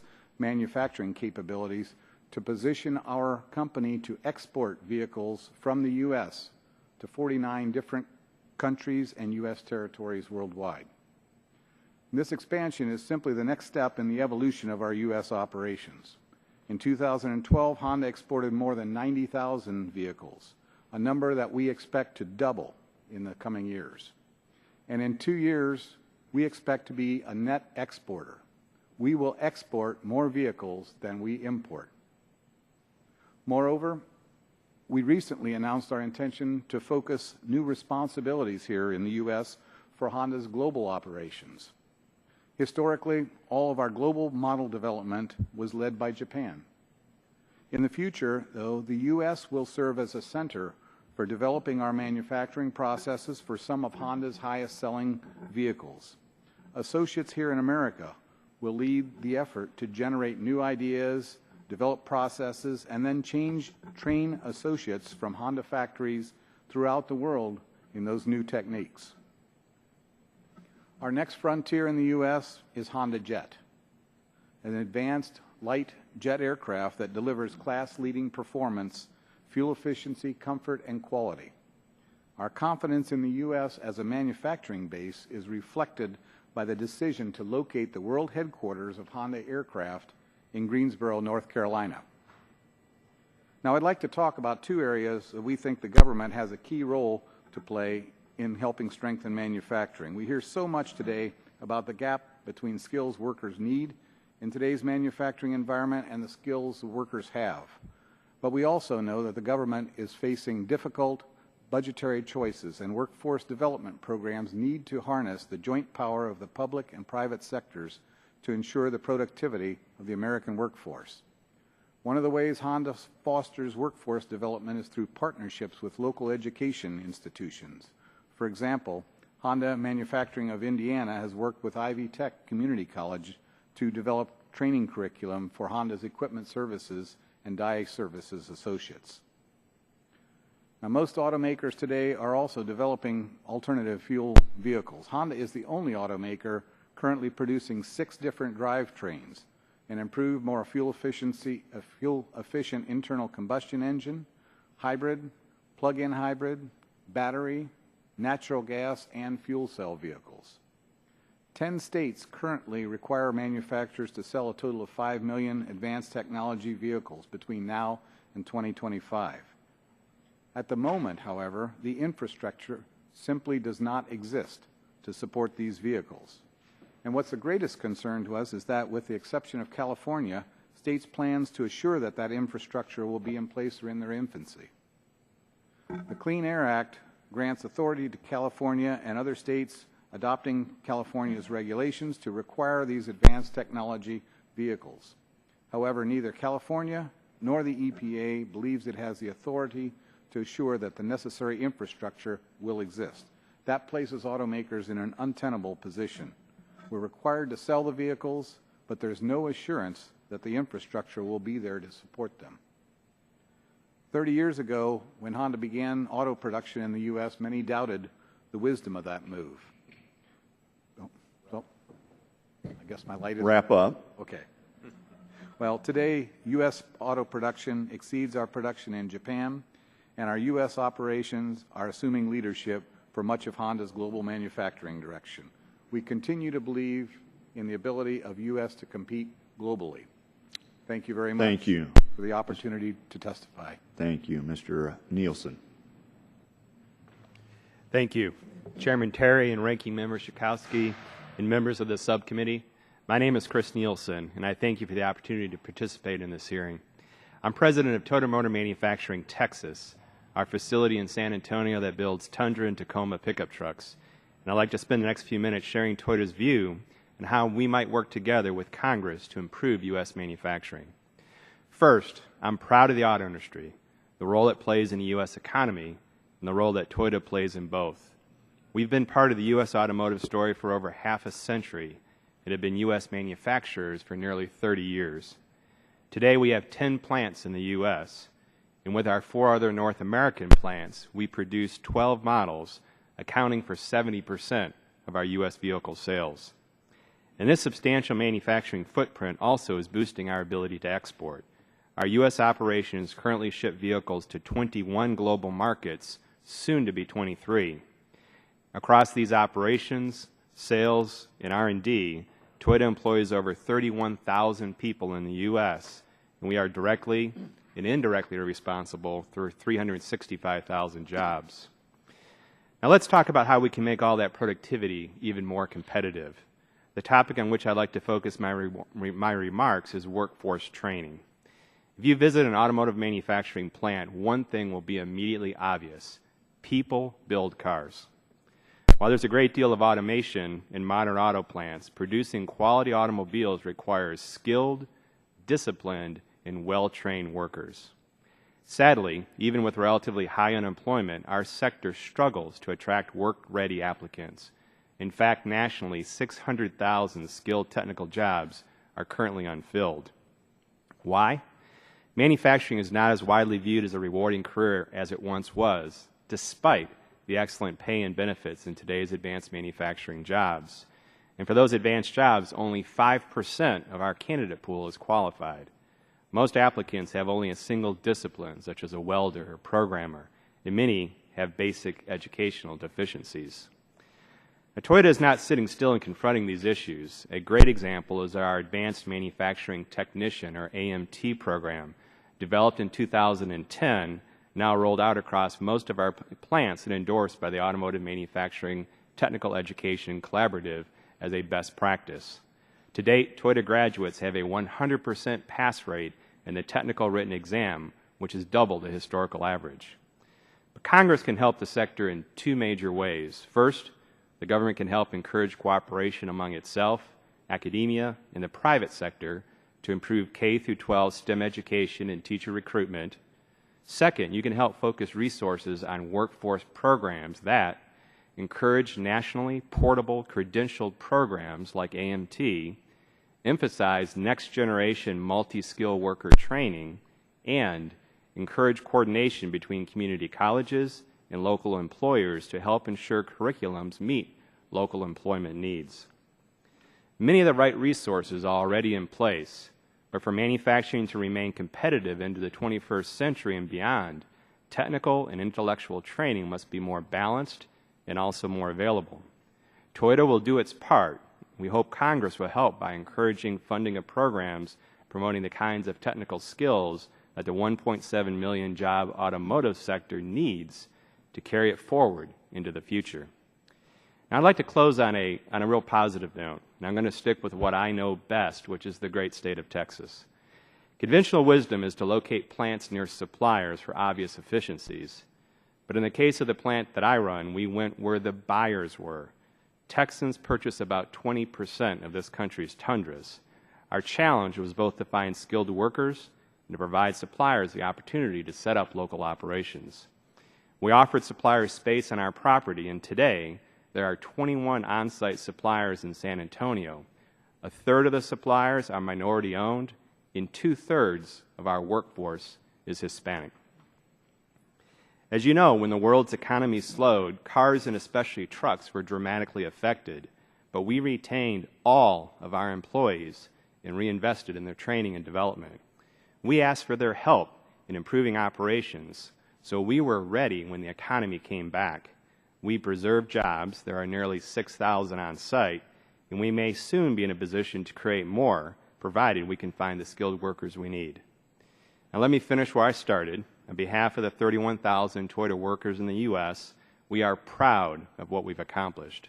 With the right kind of trained American workforce, there is no limit to what this country can do. We are committed to a successful and competitive industry for the long term and know that a highly trained U.S. workforce is essential to the success of our company and to the American economy. Thank you. Thank you very much. Mr. Paradise, you're recognized for 5 minutes.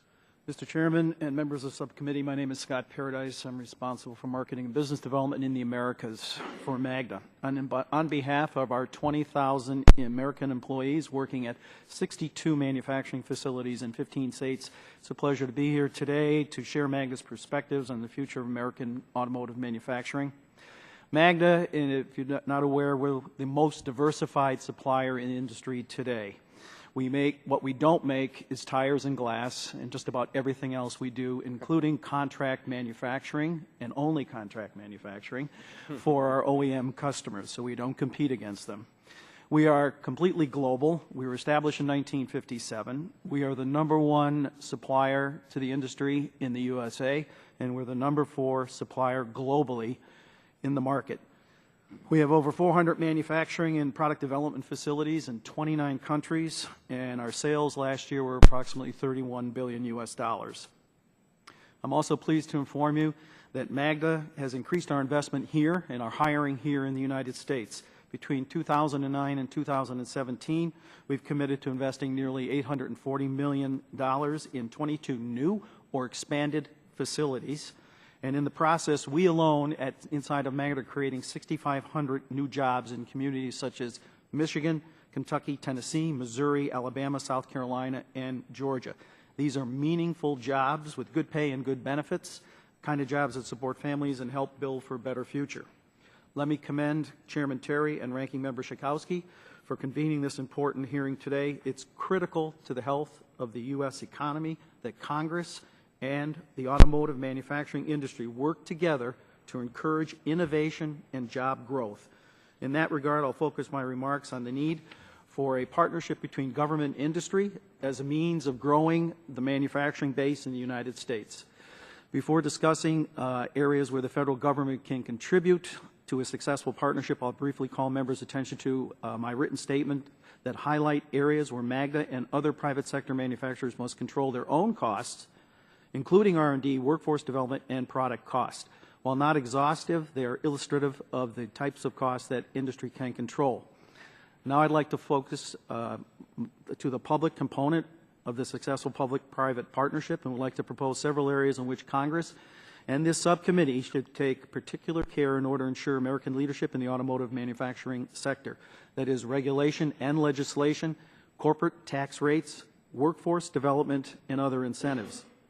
When it comes to regulation and legislation, the key objective from Magda's perspective is to continue the active dialogue and collaboration between the public and private sectors to ensure that any new legislation or regulation achieves its policy objectives in a way that does not create new problems where none previously existed.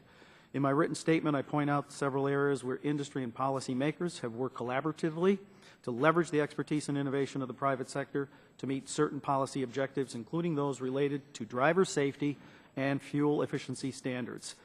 I would also suggest that hearings such as today's are critical to making this process work for U.S. consumers, manufacturers, and the U.S. economy. Another issue that Congress should address is the high corporate tax burden in the United States. It's been mentioned earlier. The U.S. corporate tax rate is the second highest among OECD countries and is a drag on American business and job creators. The high corporate rate discourages capital investment in the U.S. as companies may be lured to locate major operations in countries with a lower tax burden, such as Mexico. Reducing the overall tax burden on corporations in the U.S. would help spur greater capital investment, increase manufacturing output, promote job retention in the United States, and stimulate the U.S. economy. In addition, the United States is unquestionably the top high-skill manufacturing nation in the world. While market forces have pushed many low-skill manufacturing jobs abroad, the U.S. manufacturing industry has been undergoing something of a renaissance through high-skilled labor, including in the automotive sector. Competition, however, is strong across the globe, and for America to compete, we will need a top-caliber workforce to meet the needs of the 21st century manufacturers. Congress should therefore work to develop workforce training initiatives that respond to employer needs and prepare American workers for the high-skilled jobs of the future. Such workforce development initiatives could include investing in community colleges and stimulating K-12 vocational training, creating new scholarships for high-skill manufacturing programs, leveraging government procurement to place greater emphasis on new manufacturing technologies, adequately funding Workforce Investment Act programs, and supporting innovative public-private initiatives at the local and state level. For example, one state public-private initiative has been particularly successful is Michigan's Community Ventures Program. It's collaboratively run between Governor Rick Schneider and the Michigan MEDC Corporation. Out of that program, we have hired 75 people who were not working at the time and put them to work inside of our facilities. It's been a great success. Lastly, Congress can encourage the growth of the manufacturing sector through tax incentives. Such initiatives could include energy efficiency tax credits, R&D tax credits, infrastructure investments to modernize and improve our nation's roads, bridges, ports, and schools. In conclusion, the automotive manufacturing industry is a key driver of the U.S. economy, and we look to continue to participate in it heavily. And on behalf of Magda's 120,000 employees and the 20,000 here, we appreciate your time. Thank you. Appreciate yours. Mr. Smith, you are now recognized for your 5 minutes. Well, good afternoon, and thank you, Chairman Terry, Ranking Member Schakowsky, committee members for providing this opportunity to present some issues we face in automotive manufacturing. My name is Bill Smith, and I'm Executive Director of Government Affairs and Community Relations for American Axle and Manufacturing, a Tier 1 automotive supplier headquartered in Detroit, Michigan. AAM is a $3 billion supplier of automotive driveline and drivetrain systems. We operate more than 30 locations across 4 continents, with 12 of our facilities located in the United States. We have invested over $2.3 billion in these facilities, and we are in the middle of a $100 million investment in new tooling and equipment for our Three Rivers, Michigan facility to launch a new industry-leading disconnecting all-wheel drive system, which will provide enhanced fuel economy and safety over existing driveline systems in the industry. AAM currently employs 3,000 associates in the United States and another 8,400 in other countries. I have worked for AAM since 2005 and have had the personal pleasure of starting up new manufacturing operations in China, Poland, and the United States. And prior to my work for AAM, I spent 37 years in other manufacturing companies for a total of over 45 years of manufacturing experience. I feel that manufacturing is one of the key engines that will drive our economy to the next level. Let me provide some supporting data. Across the nation, 12 million Americans are employed directly in manufacturing jobs. For every dollar invested in manufacturing, $1.48 is added to the economy, the highest multiplier of any economic sector. Manufacturers in the United States perform 2/3 of all private sector R&D in the nation, driving more innovation than any other sector. However, our competitiveness is slipping, so much so that it is now 20% more expensive to manufacture in the United States compared to competing countries. Manufacturers are poised and ready to power the economy with the right policies in place. I would like to offer 4 areas in which we can focus to improve our manufacturing competitiveness. Number 1, corporate tax reform. 2, energy. 3, R&D incentive. And 4, workforce training. The United States now has the dubious distinction of having the highest corporate income tax rate among the nations in the OECD, as mentioned. Other countries are lowering corporate tax rates. We need to create a national tax climate that enhances the global competitiveness of manufacturers in the United States, and we need Congress to consider reducing the corporate tax rate to a level that will make the United States competitive with other major trading partners. And in the area of energy, energy is now becoming a significant competitive cost advantage for manufacturing in the United States compared to our major trading partners. We can widen this gap and enhance our energy security by embracing every energy resource at our disposal with steps such as approving construction of new domestic and cross-border pipelines, new transmission lines, expanding energy-related transportation infrastructure.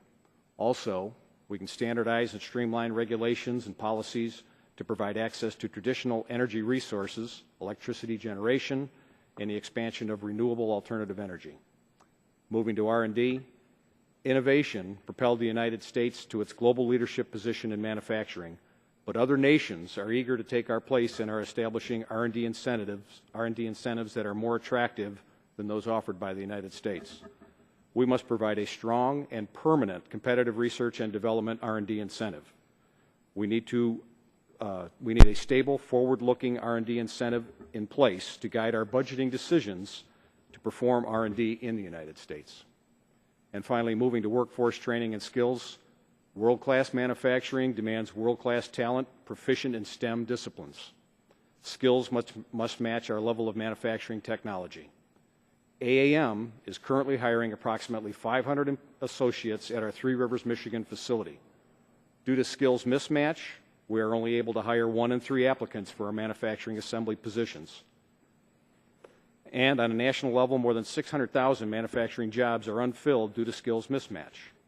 This skills gap threatens U.S. competitiveness. Our manufacturing workforce today is required to understand statistical process control, value stream mapping, machine maintenance, and other numerous skills to maintain our competitive position.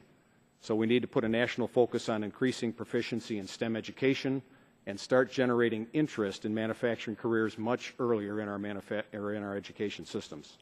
So in summary, we need your help in supporting and enacting policies to address corporate tax reform, energy, R&D incentives, and the workforce skills gap. It is our belief at AAM that these actions in these key areas will improve our manufacturing competitiveness and stimulate economic growth and job creation. Thank you. Thank you. Perfect timing. Ms. Parker, you are now recognized. Thank you, Chairman Terry and Ranking Member Schakowsky and members of the subcommittee for the opportunity to testify today. My name is Dr. Annette Parker, and I am the Executive Director of the Automotive Manufacturing Technical Education Collaborative, AMTAC, at the Kentucky Community and Technical College System, KCTCS. I'm proud to be here today to share our story and to discuss with you how we can further support automotive manufacturing in the United States.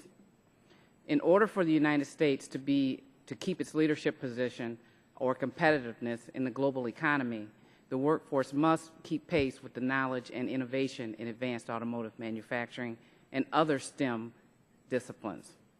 The Automotive Manufacturing Technical Education Collaborative was created because education leaders in Kentucky and other states came together and recognized this key challenge for the automotive manufacturers to maintain a flexible workforce and develop new worker competencies that would enable automakers to maintain high-performance work organizations that create jobs and add value to products and services. We recognize that highly skilled engineers are part of the solution, However, there also needs to be, we need to fill the gap for middle-skilled workers and technicians in advanced automotive manufacturing. These types of workers generally have an associate degree or industry-recognized post-secondary credential. Yet institutions of higher education are not producing the number of students needed by our employers. These types of workers also need the fundamental skill set that are common across all of the automotive manufacturing companies, and it is the basis of the development of the AMTech Center. The auto workers have shared with us that they need work-ready employees with the basic skills to whom they can provide specific company training. In order to meet industry skills, AMTech has recognized that the automotive industry requires uniquely trained employees to support increasingly flexible and lean manufacturing lines, fluctuating customer demands, a growing focus on green manufacturing, and rapidly improving technology. In response to these industry demands, AMTech offers an industry-endorsed multi-skilled maintenance certification assessment, validated college curriculum aligned to industry-endorsed skills standards, shared best practices and educational models among colleges and industry partners, and flexible career pathways to fit unique needs of students, employers, and employees. AMTech, through the leadership of the Kentucky system, built a collaboration of approximately 35 community colleges and automakers in 12 states to build consensus in the development of national standards for multi-skilled maintenance or mechatronics technicians for the automotive manufacturing sector. The development of competency measurement tools to assess knowledge, skills, and abilities of incumbent and future STEM technicians. The development of career pathway models that follows key success factors in order to create a pipeline for the future workforce. And we also have AMTech academies that we convene with key stakeholders to share those best practices and learn and grow from each other. Through the development of standards, competency-based modularized curriculum, and assessments, AMTech has created a unique collaboration of industry and colleges that provide education of workers prized by the industry. In 2011, the National Governors Association, through case study, selected AMTech as a model and national best practice. The NGA states that the AMTech story shows that it is possible for governors to work collaboratively with industry, with community colleges, and with each other to provide people with the opportunity to build their technical skills and ensure both America's future prosperity and their own economic security. AMTech is at the forefront of education because the future workers involves a very different kind of technical worker, a very different kind of partnership, and a very different kind of education. As a collaborative, we are excited about the future as we work with K-12 educators, community colleges, automotive manufacturers, and suppliers to ignite our students' interests, to educate them to compete globally, and accelerate them into the workplace to become competent, well-educated STEM workers in the advanced automotive manufacturing industry. AMTech Academy events have been successful in convening college and industry stakeholders to learn and grow from locally specific best practices. As a matter of fact, the next AMTech Academy is hosted by Nissan at the Tennessee Technology Center in Murfreesboro, Tennessee, April 11th and 12th, 2013. The recommendations that AMTech would provide include continued funding and support of collaborative efforts across the automotive sector and other sectors that drive supported national standards and assessments. We recommend the expansion of collaborations that engage K-12, higher education, industry, and government entities. The National Science Foundation Advanced Technological Education funds have been critical to the development and success of AMTech and similar centers of excellence that need to be continued with support funding. And finally, these efforts should be national in scope and therefore cross local, regional, and state lines to increase collaboration and effectiveness while reducing duplication of funds and efforts. Thank you again Thank you. for the opportunity to speak today. Thank you. Ms. Kinsey. Chairman Terry, Ranking Member Schakowsky, members of the subcommittee. My name is Kathy Kinsey. I'm a Deputy Secretary at the Maryland Department of Environment, and I want to thank you for the opportunity to be here today to address the subcommittee on an issue that we believe is very central to the long-term future of the automobile industry in this country, and that is the need for alternative fuel vehicles and development of a robust fueling infrastructure in the nation. Maryland has enjoyed a very long association with General Motors, and the future of the automotive industry in this country is very important to us. Baltimore is now home to GM's new Allison transmission plant, which manufactures the electric drivetrains for the Volt, and also which will start production next week of electric motors for the new Spark EV that they're manufacturing. So expansion of the alternative fuel vehicle market is particularly important to us. We see it as critical to achieving our air quality and our long-term greenhouse gas action goals. Many in this room know very well that poor air quality is one of our state's most intractable environmental problems. And in spite of the tremendous progress that we've made in reducing emissions and improving fuel efficiency of our automobiles, car and truck emissions remain a major cause of our ozone non-attainment problems in Maryland and on the East Coast. And atmospheric deposition of nitrogen is responsible for nearly 1/3 of the nutrient pollution in the Chesapeake Bay, and half of airborne nitrogen oxides is attributable to the mobile source industry sector, mobile source sector. Transportation is second only to the energy sector as a source of greenhouse gas emissions in our state. So expansion of the electric vehicle market is a very high priority for the O'Malley-Brown administration in our state, and we are very committed to developing a robust market and a fueling infrastructure for plug-in vehicles in our state, and we're moving forward on a number of different fronts to do that. And I really would like to respond to the characterization that the development of our infrastructure is in its infancy.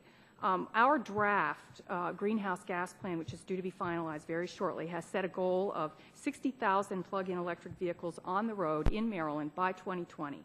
Last year, the legislature passed two very important bills removing potential regulatory barriers to development of a state charging network, infrastructure charging network. This year, the legislature passed two bills extending tax credits for plug-ins and charging stations both, and extending HOV lane access. And I will say that GM worked very closely with us on those initiatives to ensure passage of both of those bills. We have in Maryland and will continue to provide significant state funding for installation of public charging stations. In 2010 and 2011, we awarded $500,000 in matching grants for charging stations. This year, Governor O'Malley has committed $1 million in his capital budget for charging stations at MARC and Metro stations. And we now have more than 350 public charging stations in the state. And this ramp up has occurred over a relatively short period of time. 2 years ago, our General Assembly established the Electric Vehicle Infrastructure Council, and it's comprised of members from all of the interest groups. GM was a member of the council, and we looked comprehensively at all the barriers and challenges in our state to establishing a robust charging infrastructure network. There is a final report that was issued in December with many, many recommendations for removing barriers, enhancing the market, developing our charging infrastructure, and it included a very detailed blueprint for installation of a statewide charging network that would be adequate to service 60,000 PEVs that we hope to have on the road in Maryland by 2020. And this year, because of the work that we've done on that council, the General Assembly extended the council for another 3 years to continue the work so that we can dig a little deeper into some of the more challenging aspects of developing the infrastructure network, develop pilot demonstration projects, engage in more outreach and education. We've been working collaboratively in Maryland with the other East Coast states through the Transportation Climate Initiative on a regional initiative to develop a charging network along the I-95 corridor on the East Coast that's going to hopefully enable long-distance travel throughout the region. And in closing, I just want to say that in Maryland, I believe we've demonstrated our very strong commitment to working with the automobile industry, the charging station manufacturers, the utilities, our sister states, and the many other stakeholder groups to make the necessary investment in our infrastructure. And we've seen a significant expansion of the infrastructure in a short period of time, a big upward trend in EV sales in Maryland, and we expect it to continue. Thank you very much. Thank you very much. My first question goes to Mr. Wehrman and Mr. Nielsen. And as manufacturers with U.S. facilities, will an EU-U.S. free trade benefit you? And what would you like to see in this area? Mr. Wehrman first. Yes, as I mentioned, the export has become a much bigger part of our business for Honda in North America. And without question, any free trade agreement certainly helps us. We recently began exporting to Korea as a result of the free trade agreement that was signed with South Korea, and that's very beneficial to us. We would expect to see more opportunities to export to Europe, to the EU, as a basis of based on a free trade agreement or any other free trade agreement for that matter. It certainly opens opportunities. And what would we need to have in that trade agreement to facilitate your exports of U.S. manufactured Hondas? Naturally, elimination of any tariff barriers, but also looking at non-tariff barriers, and ideally any work towards harmonization of standards, because clearly the difference in standards increases the cost of manufacturing. The more commonality, the more volume we can get, the more competitive we can be, both in North America and in other markets as well. So. Mr. Nielsen. Chairman Terry, I believe a very similar response. As a global automaker, we strongly support free trade across the globe. So any type of we're supportive of trade agreements with all regions, including Europe. And to the second part of your question, also we are in support of harmonization activities, but I would add not only between the U.S. and Europe, but also harmonization on a more global basis. A forum does exist today that all automakers are part of, and we think... What's that? I'm sorry? What's the forum? It's, I'm sorry, I don't recall the exact name, but it's a world, a global harmonization forum that allows participants from each of the main global regions to work on harmonization, across the globe. And, as a company that exports to 23, global markets, that's critically important to us. Thank you. And then for Mr. Paradise and Mr. Smith, you have facilities in Europe and the U.S. How do you see the potential for free trade agreement to benefit your companies? And we'll go with Mr. Paradise first. Anything that has to do with free trade, we're supportive of, and anything, as Chris pointed out, that balances and makes sure that things are fair between countries is important to us. We can manufacture anywhere in the world, but if we can have a balanced trade agreement between us and being able to ship product back and forth without unnecessary tariffs that penalize our products, that's where we're looking to get to. All right. Mr. Smith? Thank you, Mr. Terry. We don't make decisions at AAM strictly based on trade policy, but are very much in support of trade policies that are well thought out and balanced across the planet. So. All right. And then again to Mr. Paradise and Mr. Smith. Both of you in your testimony mentioned the U.S. tax code. Now, obviously, we aren't Ways and Means, but we're working to get their jurisdiction moved to us. Thank you for laughing. Thanks. But I'm going to ask the same question I did of our first panel in that respect. Do you have any feel for what a reformed corporate tax code should look like by way of, is the appropriate number 20% or 25%? Have you guys had any feel? Mr. Smith, you seem... Well, no, again, the gray hair comes from a lot of thinking and things like that about the world. Certainly something 25% or south thereof would be really good. Do you think that would level the playing field so you can be more competitive, not at a disadvantage? It may not completely level the playing field, but certainly puts us a little bit more in the game. I mean, you know, working in other countries, there's a lot of very aggressive folks out there that we work with to try to attract our business, and at least that moves it in the right direction. Mr. Paradise? Anything you can get us 30% or below will make us competitive. When you look at the success that Mexico has had in securing OEM facilities, which ultimately attract us as suppliers to be close by, nowadays logistics costs are huge, and we're under huge pressure to locate as close as we can to the OEMs. All right, very good.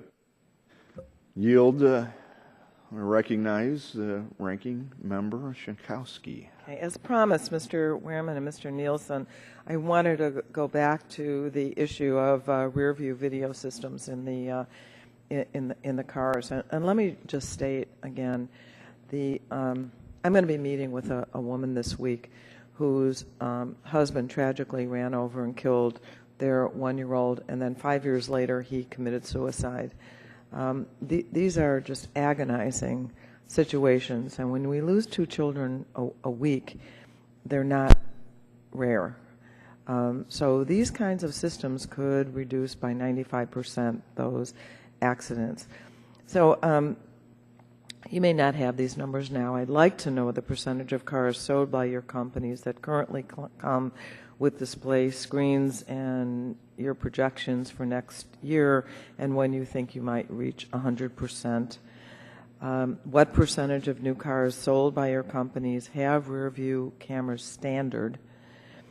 And what percentage of Honda and Toyota's cars sold in Japan have rear view cameras? Let me get to that.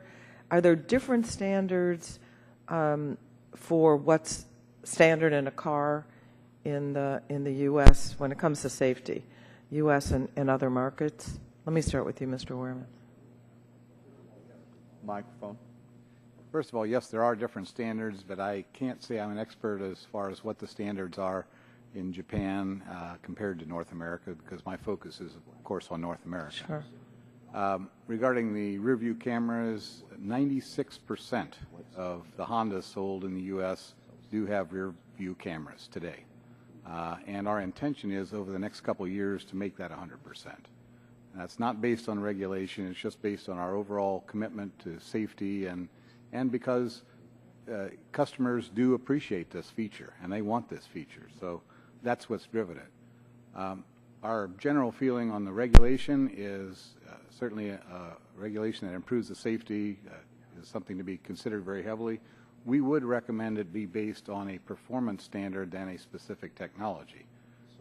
It may very well be over the next couple of years that a better technology for detecting a child behind the car might be available compared to video, and we'd like to have that flexibility to adapt the best and most effective technology should that happen. So. Thank you. Mr. Nielsen? You know, I'm pleased to say that for all of our trucks and sport utility vehicles, we currently have rear view vision systems available. And as you know, those are the vehicles that are the most critical in terms of rear visibility. We have rear visibility systems available on most all of our passenger cars as well. I don't have a specific number for you. As an option. As an option, that's correct. And also, we are supportive, certainly, of the rule in principle. We'd like to also understand the technical detail, but we agree that this is a very important issue and are very supportive of it as well. Thank you. I wanted to ask Dr. Parker a question. So you are saying that right now the certification process is just for Kentucky and for Amtech, but that you are working to make a national standard so that a certification can be available provided there's certain training? Yes, we believe that the standards for the fundamental skills for multi-skilled maintenance is essentially the same across all manufacturers, all automotive manufacturers, and have thus worked with our industry partners to define what those standards should be and have developed standards that follow APA requirements of high-stakes assessments that they are using to analyze incumbent workforce workers' skills, and also to certify new STEM students that are coming through the pipeline. Now that we have manufacturers, is there anyone who doesn't agree that some sort of a national certification or standard of competency would be helpful? So that's a good direction to go in, and thank you for your leadership. I wanted to ask Ms. Kinsey, are you aware of there's a battery project right now going on in Illinois, a collaboration of universities and industry to make a more efficient battery for cars, smaller and better? Are you aware of that? I am not familiar with that. Okay, so hopefully we're going to be able to be on the leading edge of technology. Just want to tell you, I myself would be more interested in, for my next car, and my Ford, are they still there, is 10 years old, so it's probably time for me to be thinking about it.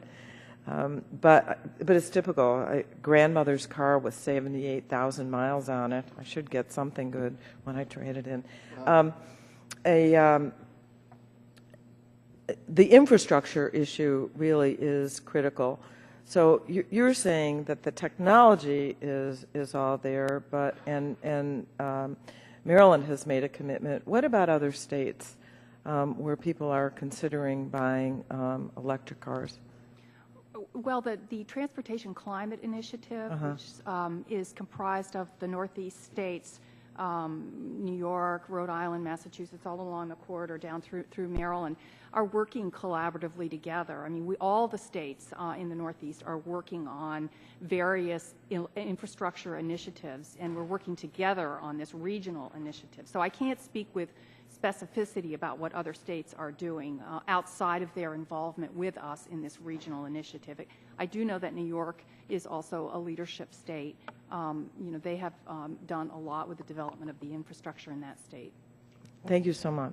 Thank you. Mr. Guthrie, you are recognized for 5 minutes. Thank you, and I welcome Dr. Parker here from our great Commonwealth. She's from Woodford County. I think Mr. Stronach has a place in Woodford County, a rather nice place for Magna, who owns Magna, and it's a show place for horse country there. It's just wonderful, and so thanks. And your facility in Bowling Green, we appreciate that very much. What's interesting, I was saying earlier that my father worked for the automotive industry. Lost a job at Ford in 1982 when I was a senior in high school. So, and I would tell you, I would bet if you had all the CEOs or guys in your level here talking about what can we do to make the automotive industry more competitive and jobs stay in America, not some of you sitting here, but some of maybe earlier, their predecessors would have said, we need barriers. We need to make sure that we don't have other competition coming in, because I've lived through that. And now nobody's here asking for that, and nobody's here saying we need lower wages, we need whatever. What you're saying is we need better tax rates. And I was in a meeting with the president. He said that we could agree that we need the corporate tax reform. That's not our committee unless Chairman Terry pulls something off, but I know that our chairman in the Ways and Means is working for that. And so hopefully this is a call to Washington to come together, because a bipartisan meeting here today, and we all want manufacturing to stay in America. And there's one thing easy that you said, or not easy to do, but something we can do to have immediate impact, and that's regulatory certainty. All of you said it. And energy is where we're discussing the Keystone Pipeline in another meeting right now. But the question of how we're going to get this workforce trained when we have unemployed people dropping out of the workforce, that's a little longer term, because you've got to change mindset. So my question, I guess, for Dr. Parker and any of you that want to add, everybody here says they're looking for workers. Everywhere I go in my district say they're looking for workers. We know people aren't working. And how do we get people into the KCTCS system, which is our community colleges and technical school system in Kentucky, or in these? Why is the market not working for labor? I think you said 600,000 unfilled manufacturing jobs in America today. Why isn't the market working for labor? Well, I've done some research in this area, and one of the things that the research has shown in manufacturing specifically is that we were of the thought that people didn't understand that manufacturing is not your father's old manufacturing environment, and they just needed to understand that, young people and parents. And the research has shown that that's really not the issue. They understand that manufacturing is high-tech now. They understand that it's important to our economy and that they need it in their backyards. But they don't think that their kids should go into manufacturing, parents. And so what we have to do is a better job of understanding that the skills that these workers will have, these STEM students will have, are transferable in manufacturing. Because over the last 30 years, as we become global in companies, it's very important that they do have a global footprint, that there's been this fear that all jobs would go to China. So we need to do a better job of informing our parents and our young people about what a job and the skills in manufacturing would provide to them and to their future. And then I think we need to quit condemning, and we don't do this in Kentucky, so let me make that clear. But we need to quit condemning K-12 and come together with K-12 and with business and industry to provide those solutions.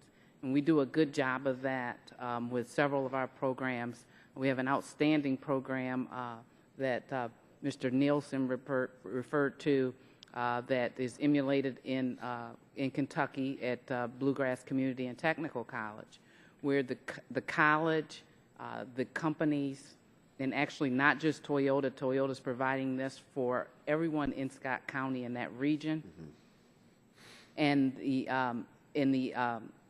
K-12 system all come together and work together towards these issues. And so it informs the young people and it informs the parents about good jobs, good skills, and a future. And that's where I think we need to go. Well, because when I, like I said, they closed the Ford plant down. I've told this story, but a friend of mine, the beginning of our senior year of high school, said, I know somebody with some pull that can get me on at Ford. Graduate from high school and work for 30 years and retire and be in the middle class. But if you show up today to one of your facilities with only a high school ability, you can't afford because the productivity is not there. But if they show up with industrial maintenance, with tech, all of these different lists, they're in middle class. I mean, they literally are middle class jobs in Kentucky for people with those skills. And what I've tried to figure out in state government here, why isn't the market working? Because it seems like somebody would want to make $60,000 or $70,000 a year with skills for 2-year skills instead of working at minimum wage or somewhere for the rest of their life. And we haven't been able to make that connection yet. And we got to figure out how to do it as a country because people can have those, and we need those jobs. Right. I think we need to do a better job of informing our parents and our young people that manufacturing is a good, viable career, and that you need an education beyond a high school education, and the community colleges have a significant role to play there. Yeah, that's a good point. And before I recognize the gentleman from Maryland, Mr. Sarbanes, I'll say that just this last week we had that same discussion in a forum back home. And yet we talked about K through 12. When you're in high school, they judge themselves about how many kids go to a 4-year college. And so we've got to turn that thought that somehow if a kid doesn't go to a 4-year college, that's a failure on the high school part. That's just not true. Can I make one quick comment? Wheeling High School in Wheeling, Illinois, is a STEM high school, and I'm telling you, these kids are job ready, if they want to be, when they graduate from high school. So it's not simply, I mean, there are ways to do it even in high school. Yeah, and that's where we need to get that back into the high schools, as she testified. Yep. So, gentleman from Maryland, Mr. Sarbanes, you are recognized for 5 minutes. Appreciate it, Mr. Chairman. I want to thank the panel for being here. Ms. Kinsey, I wanted to ask you a couple of questions. First off, thank you for the integral, integral role you've been playing in Maryland's efforts to be really on the cutting edge when it comes, particularly to sort of the take-up on electric vehicles, and I want to congratulate you and the Maryland Department of the Environment, the council that you're a member of, and Governor O'Malley, frankly, for the commitment that's being made to that. And you sort of described the phenomenon that if you build it, they will come, in the sense, if you build an environment in which it's easier to access these opportunities than not, you'll start to get the sort of engagement and traction that we want to see. What I was curious about is kind of looking back over Maryland's coming to this experiment. What were some of the things that were identified as real hurdles that maybe you discovered afterwards weren't as tough to overcome as maybe they'd been made out to be? What was some of the narrative ahead of Maryland really taking the plunge on this that was borne out in the experiment, and what parts of that narrative, sort of refreshingly, did you discover weren't as kind of sinister or daunting as they may have seemed to be? I'd be curious about that. Well, I guess I would answer that by saying that we have a lot of challenges remaining, and I will acknowledge that. Funding is a huge issue for us right now. The electric vehicle charging stations are not, comparatively speaking, very expensive, but funding public charging stations, given our budget constraints at the state level and the federal level, it is a challenge. We definitely need to work to get more funding committed and dedicated to charging stations. I think that we are starting to see in Maryland much greater acceptance of the need, the understanding the need for these vehicles. One of our biggest challenges going forward is working with employers. You know, everybody has an electric plug in their home, so everybody can charge their electric vehicle at night, overnight. That's not the problem. The challenge that we're facing going forward is convincing employers to start installing these vehicles so that the charging stations, so that their employees will start buying these cars and driving to work with confidence. I mean, range anxiety is one of the two biggest barriers to acceptance of electric vehicle, plug-in vehicles. The other one is the cost. And so these things are all intertwined.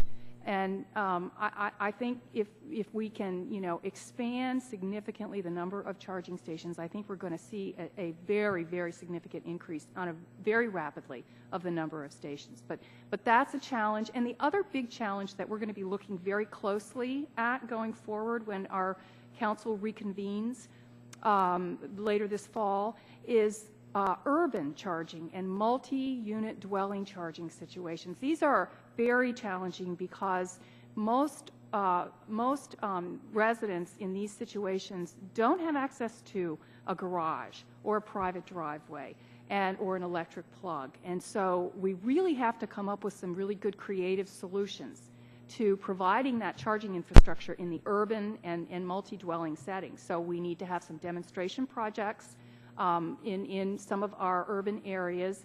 We'd like to start working on getting employers and businesses to install charging stations that can be for use of employees and patrons during the day, but then for residents at night when the businesses are closed.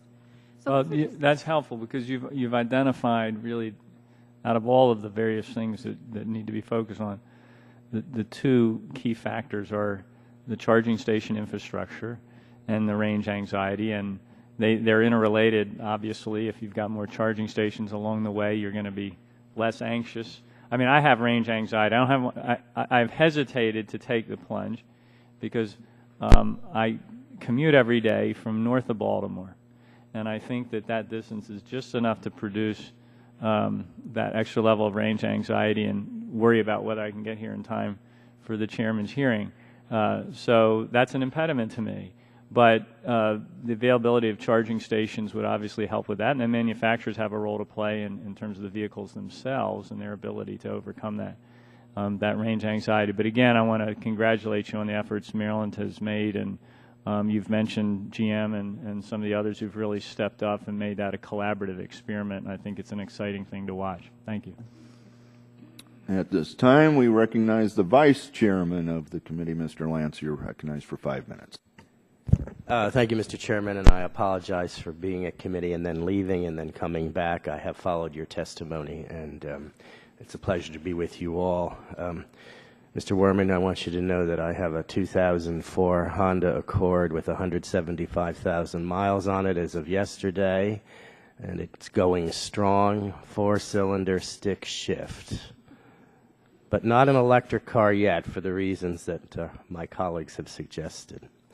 Mr. Nielsen, it was a pleasure to meet with you and your colleagues in the chairman's office, and we had a wonderful discussion about initiatives to encourage young people to enter manufacturing because these jobs do provide high salaries and strong benefits. And I know that Toyota and others are working in this area. It's my understanding that San Antonio is the 7th largest city in the United States, and it is the largest majority Hispanic city in the country. And perhaps you've discussed this with colleagues, but would you elaborate on the career opportunities afforded to the Hispanic community by Toyota, especially given the diversity of San Antonio's population? Thank you very much for that question. We really embrace the fact that that we're a part of the San Antonio community. We've been welcomed with open arms from when we first broke ground almost 10 years ago, and being a key participant in the community and providing job opportunities for the young people in the community is really important to us. And we look at our workforce development at several different levels. Of course, we commented in the testimony about our advanced manufacturing technician program, which really starts at the high school graduate level and allows them through a work-study program, 3 days at work, 2 days at school, to earn enough money to pay for their education so they can earn an associate's degree without having to go into the significant debt that so many people have to go into to earn their degrees. But we really look to go even further than that. We start really at the middle school level in supporting a lot of STEM initiatives in the community to expose the young people, especially on the south side of San Antonio, to careers and opportunities. Is that the side of town where there is the larger Hispanic population? It is. It is. The plant is located in the south side, and overall San Antonio is about 2/3 Hispanic, but on the south side it's maybe 80 to 90%. So that's the most of the population is located there. Thank you. Would there be comments from other members of the panel on this issue as how we move forward to make sure that young people are trained appropriately for the positions that your great companies provide? Ms. Parker. Yes, I would just like to say that Mr. Nielsen's program with the Alamo Community College District is an exceptional program that Toyota's taken a major leadership role within AMTAC and across the country as a best practice, it's also been used by outside of the automotive industry with Lockheed Martin, and over 10 years Wow. that same program has been offered to Lockheed Martin, and the program has students now that one of their students, a model student, is the chief negotiator for Lockheed Martin now, and has attained her master's degree. So it's an outstanding program that has support from the government of San Antonio, the industries in San Antonio, and the college and K-12 system. Thank you. I think this will be a continuing issue, especially since so many young people are in debt as the result of higher education, and although interest rates are currently low, I would imagine at some point they might increase, and it would further exacerbate an already extremely difficult situation.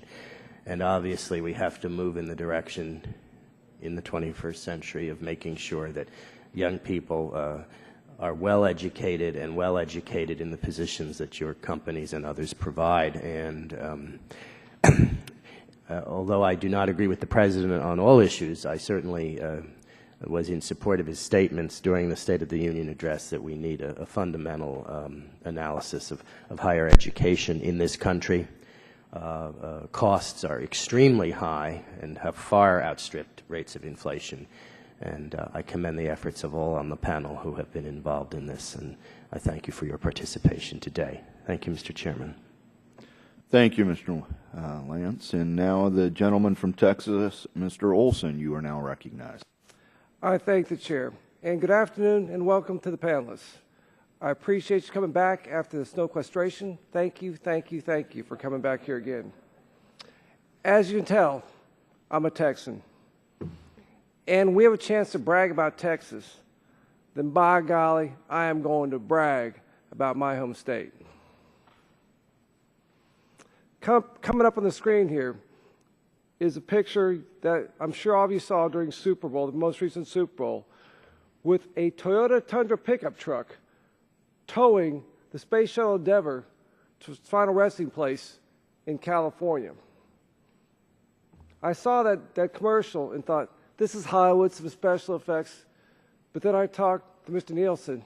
No, this was actually a Toyota pickup truck made in San Antonio, Texas, modified with a special trailer hitch, and it pulled the shuttle over the bridge. The problem there, right there, is that bridge could not withstand the weight of the shuttle and the huge tractor that NASA had to get over the bridge. That was the big obstacle, getting the shuttle from LAX Airport to the museum.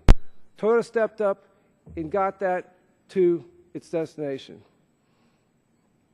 That picture is Texas in a pecan shell. Tundra pickup truck, Space Shuttle Endeavour, and you see in the back, Randy's Donut Shop. Thank you, Mr. Nielsen, for getting that space shuttle home. And again, I want to talk to you about Toyota's motivation for locating to San Antonio, Texas. We had a choice to do that almost a decade ago, which, as you know, you provided 6,000 direct jobs through both Toyota Motor Manufacturing and your parts suppliers, and they've actually moved with their plants on site.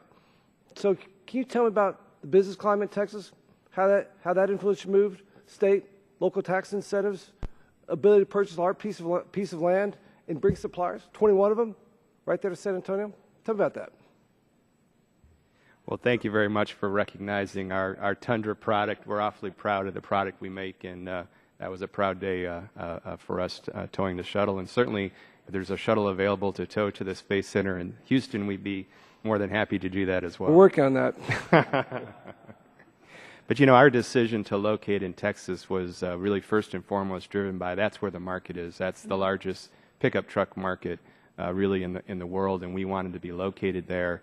And we found that working with both the state and the local governments in Texas to be just a wonderful experience, a very pro-business environment, very supportive of us.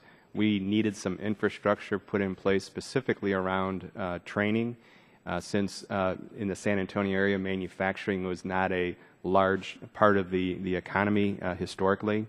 And we put in place initial training programs that initially serviced Toyota, but as Ms. Parker has mentioned, now are serving many other companies as well, such as Boeing in their facility where they provide the technical support and service for Air Force One, Lockheed Martin, and a number of additional companies, international companies as well, that are locating in the San Antonio area and are able to take advantage of the education infrastructure that we've put in place through cooperation with state and local governments. And sir, as you know, San Antonio is Military City, USA. Air Force bases, Army Hospital, Brooke Army Medical Center. Would you elaborate on what Toyota's done about our combat war heroes coming back from Iraq and Afghanistan who've joined your team? I mean, and about their special skills and advanced training. How does that translate to the workplace? You know, the transition of so many returning veterans came at the perfect time for us as we were struggling to fill many of these multi-skilled maintenance technician positions at our plant. And of course, our education programs we're putting in place will be very helpful for us in the long run. But in the short run, in order to close some of those gaps, we could focus on recruitment of some of the returning veterans. And I'm very proud to say that just over the course of the last year, we've hired 30 returning veterans from all branches of service. They come in with both the technical skills they learned in the service, but perhaps even more importantly, the ability to work as a part of a team, to be very disciplined. And I think that has been extremely helpful to us at the plant, and we're very proud to be able to offer good employment opportunities to those returning veterans. As someone who's served in the Navy for 10 years, thank you for taking care of our veterans. They've been fighting for our freedom. They deserve our support, and they come back home. And I guess we all can agree one thing, let's work hard this going forward, is, as we said, make sure that blue collar does not become some sort of term of derision. I mean, these are good paying jobs. Right down the Eagle Ford Shale Play, right there south of San Antonio. You go out right now with a high school degree, maybe a couple years of trade school, junior college, learn some skills, pass a drug test. You can be making $65,000 an hour right off the bat, $100,000 within 5 years. That's good money. That provides for a family. That's just great. We need to make sure the American people realize, the kids realize, they've got a future in manufacturing. I yield back to balance my time. Thank you. Thank you. Appreciate the 5-minute Texas commercial. I can go another 5 minutes. I bet you could. I bet you could. So, and I just have to counter by saying, there is something special about being in the middle of America with great rail and truck access. So, with that, I ask unanimous consent to include in the hearing record a statement by the Motor and Equipment Manufacturers Association, and I know we've run that by your side already. So, hearing none, so ordered. Ms. Schakowsky, you also have a request. I do. I'd like to put in the record a statement from the American Federation of Labor and Congress of Industrial Organizations. And without objection, so ordered. So thank you. You have provided excellent testimony and feedback from our questions. All of you were spectacular, and we thank you. And you are now adjourned. But I have to say, before we adjourn up here, remind members that they have 10 working days to submit any questions for the record. You may receive questions from us, and we would appreciate a timely reply to those questions that we were unable to answer or ask.